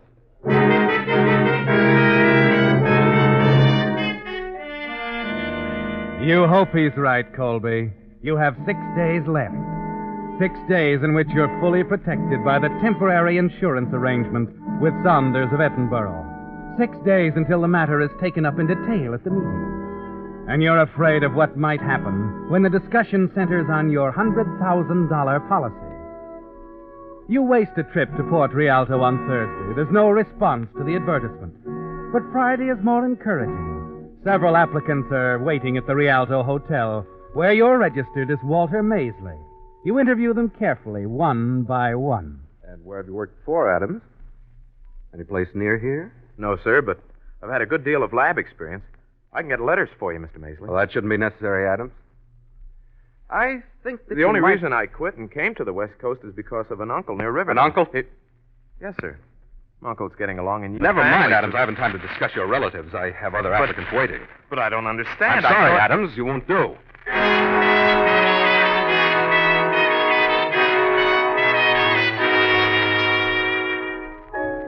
4 days now, Colby. And to make matters even more trying, Cynthia is beginning to bear down. But, Colby, darling, how can you say you didn't leave your laboratory all day? Is there anything so amazing about that? Well, as a matter of fact, there is. I telephoned you today, twice. You... See here, Cynthia, I don't want you calling me at the lab. I did go out once for some materials. I guess that's when you... Tell me, Colby, why are you making such an issue of this? There's every reason. I might be in the middle of a delicate experiment. I can't afford to risk interruptions. That's all. Now, please don't discuss it anymore, darling. All right, Colby. I won't call you anymore if it's that important.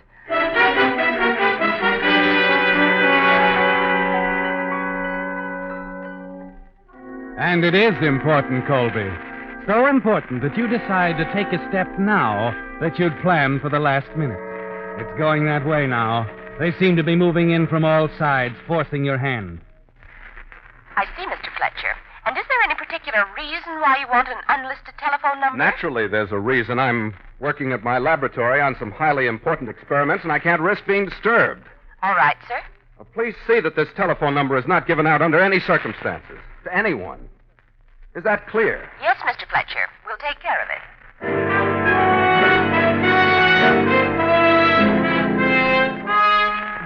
When you make your last trip to Port Rialto, there's only 1 day left before your temporary insurance expires. You're still looking for the keystone to the arch. You haven't slept for nights. It's unbearably hot as you interview the little group of candidates at the Rialto Hotel. You're edgy and nervous. Then it comes. At last, Colby, you've got it. He's about your age, naive, a little stupid, and exactly right. Well, that's it, Mr. Maisley. That's all there is to recommend me. Not much, I'll admit. No, not much, Garner, but I think you'll do. Well... The fact that you haven't a reputation in experimental work simply means that you'll work harder to get one. Well, that's a very generous point of view. Why not at all?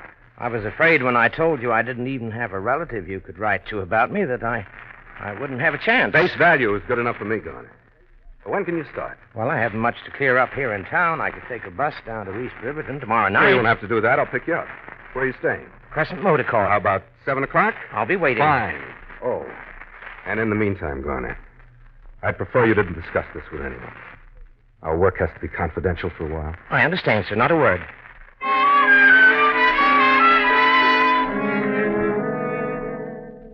Yes, Colby, you've made a good choice. A man who doesn't ask questions. A man without friends, no connections. A man who can take your place in the little laboratory at East Riverton, so that his remains will be taken for yours after the explosion. There's little left to arrange now. On the way back, you run over the final details in your mind. You remain at the laboratory late that night, working, but not on the synthetic silk formulas they all believe. No, Colby. The hours are spent in setting up the explosives, which you've kept so carefully hidden. You run the detonation wires to a spot behind your desk, where it will be a simple matter to tie them into the telephone. And that's all, Colby. Until tomorrow night, when you bring your new assistant, Garner, onto the scene. Driving home across the toll bridge, you think about Cynthia and how she's going to react to it all. Somehow, you're not worried about her. She loves you, doesn't she, Colby? And you said just enough to her. Just enough. There'll be a time when you can show how much you love me. I can't say any more now. Yes, Colby. And Cynthia will show you. Prove that she loves you no matter what you do. Even when you borrow a life. The next night at exactly 7 o'clock, you keep your appointment in Port Rialto. Crescent Motor Court. There's the place.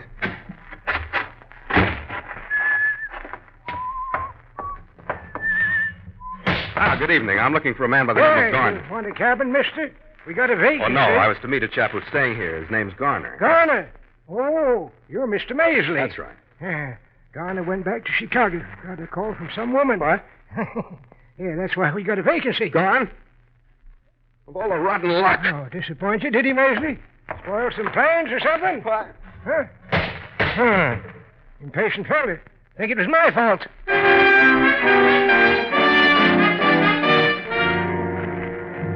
And that's what brought it on, wasn't it, Colby? That white fury that gripped you as you sped back along the deserted highway from Port Rialto. The fury that made your decision for you when you saw the man walking ahead on the right shoulder of the road. With no time left now, with defeat staring you in the face, you intended to kill him when you edged your car off the road.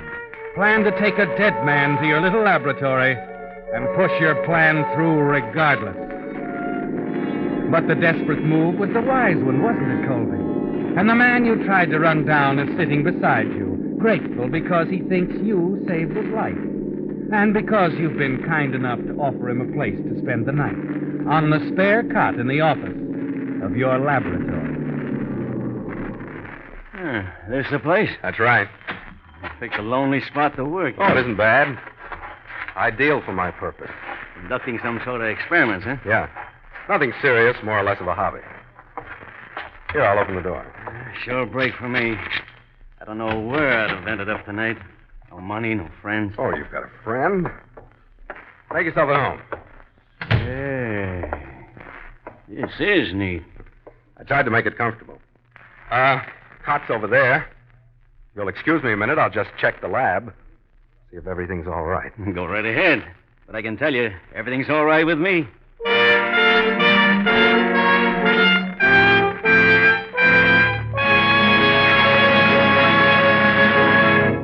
The Whistler will return in just a moment with the strange ending to tonight's story. There's no mystery, however, to the story I'm about to tell you. The ever-increasing swing to signal. Starting with just a handful of stations in Southern California, the Signal organization has grown and grown year after year. Until today, dealer-owned Signal stations serve 6 western states from Canada to Mexico. Obviously, folks who have tried Signal, the famous Go Farther gasoline, must like it. Yes, they do like it, and for good reasons. Not only for Signal's famous mileage, but for the thing which makes that mileage possible, the extra efficiency Signal gasoline gets from your engine. And remember, extra engine efficiency means extra performance for your car, extra driving pleasure for you. That's why Signal says, if it's the tops in quality you want, when you buy gasoline, there are just two things to keep in mind. One, it takes extra quality to go farther. And two, Signal is the famous Go Farther gasoline. And now back to the Whistler. So you've reached the most important point of all, Colby. And the months of planning and promotion behind the little laboratory at East Riverton are about to bring you the new life you've always longed for. The wealth and ease that will come with the insurance money Cynthia will receive when the laboratory and its only occupant are blown to bits.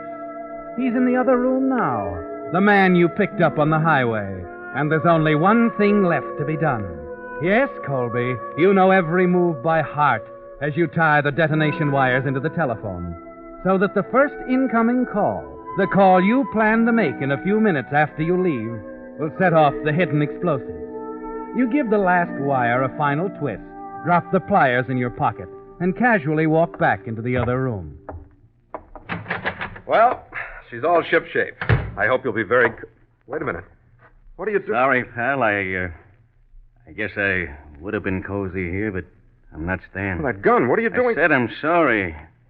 You've been awful nice to me, but I gotta keep moving. Well, look, you don't need a gun. Take my car. I'm wanted, pal. Don't that mean anything to you? I'm wanted by the police. But don't you see? Skip it.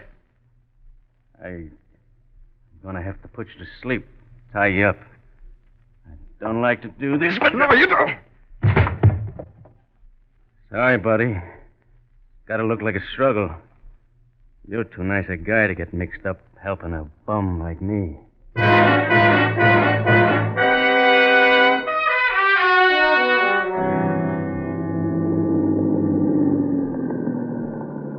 Toll bridge, mister. Passenger car's 2 bits. Oh, sure. Just a second. Hey, wait a minute.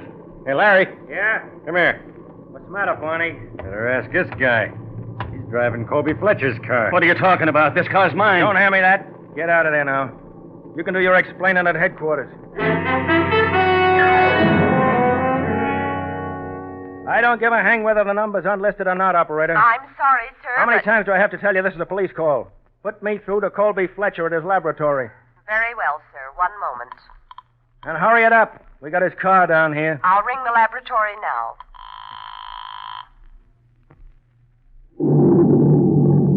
Yeah, what was that? Sounded like an explosion. Operator, how are you doing on that call? I'm sorry, sir. There seems to be something wrong at the other end.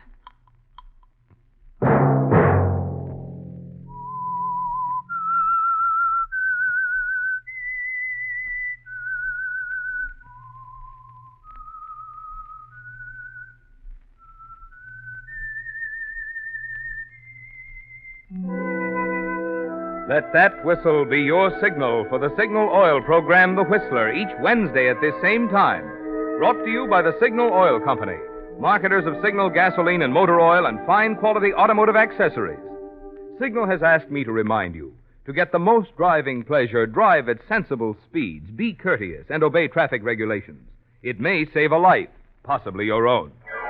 Featured in tonight's story was Elliot Lewis. The Whistler was produced by George W. Allen with story by Joel Malone and Harold Swanton, music by Wilbur Hatch. Marvin Miller speaking. This is CBS, the Columbia Broadcasting System.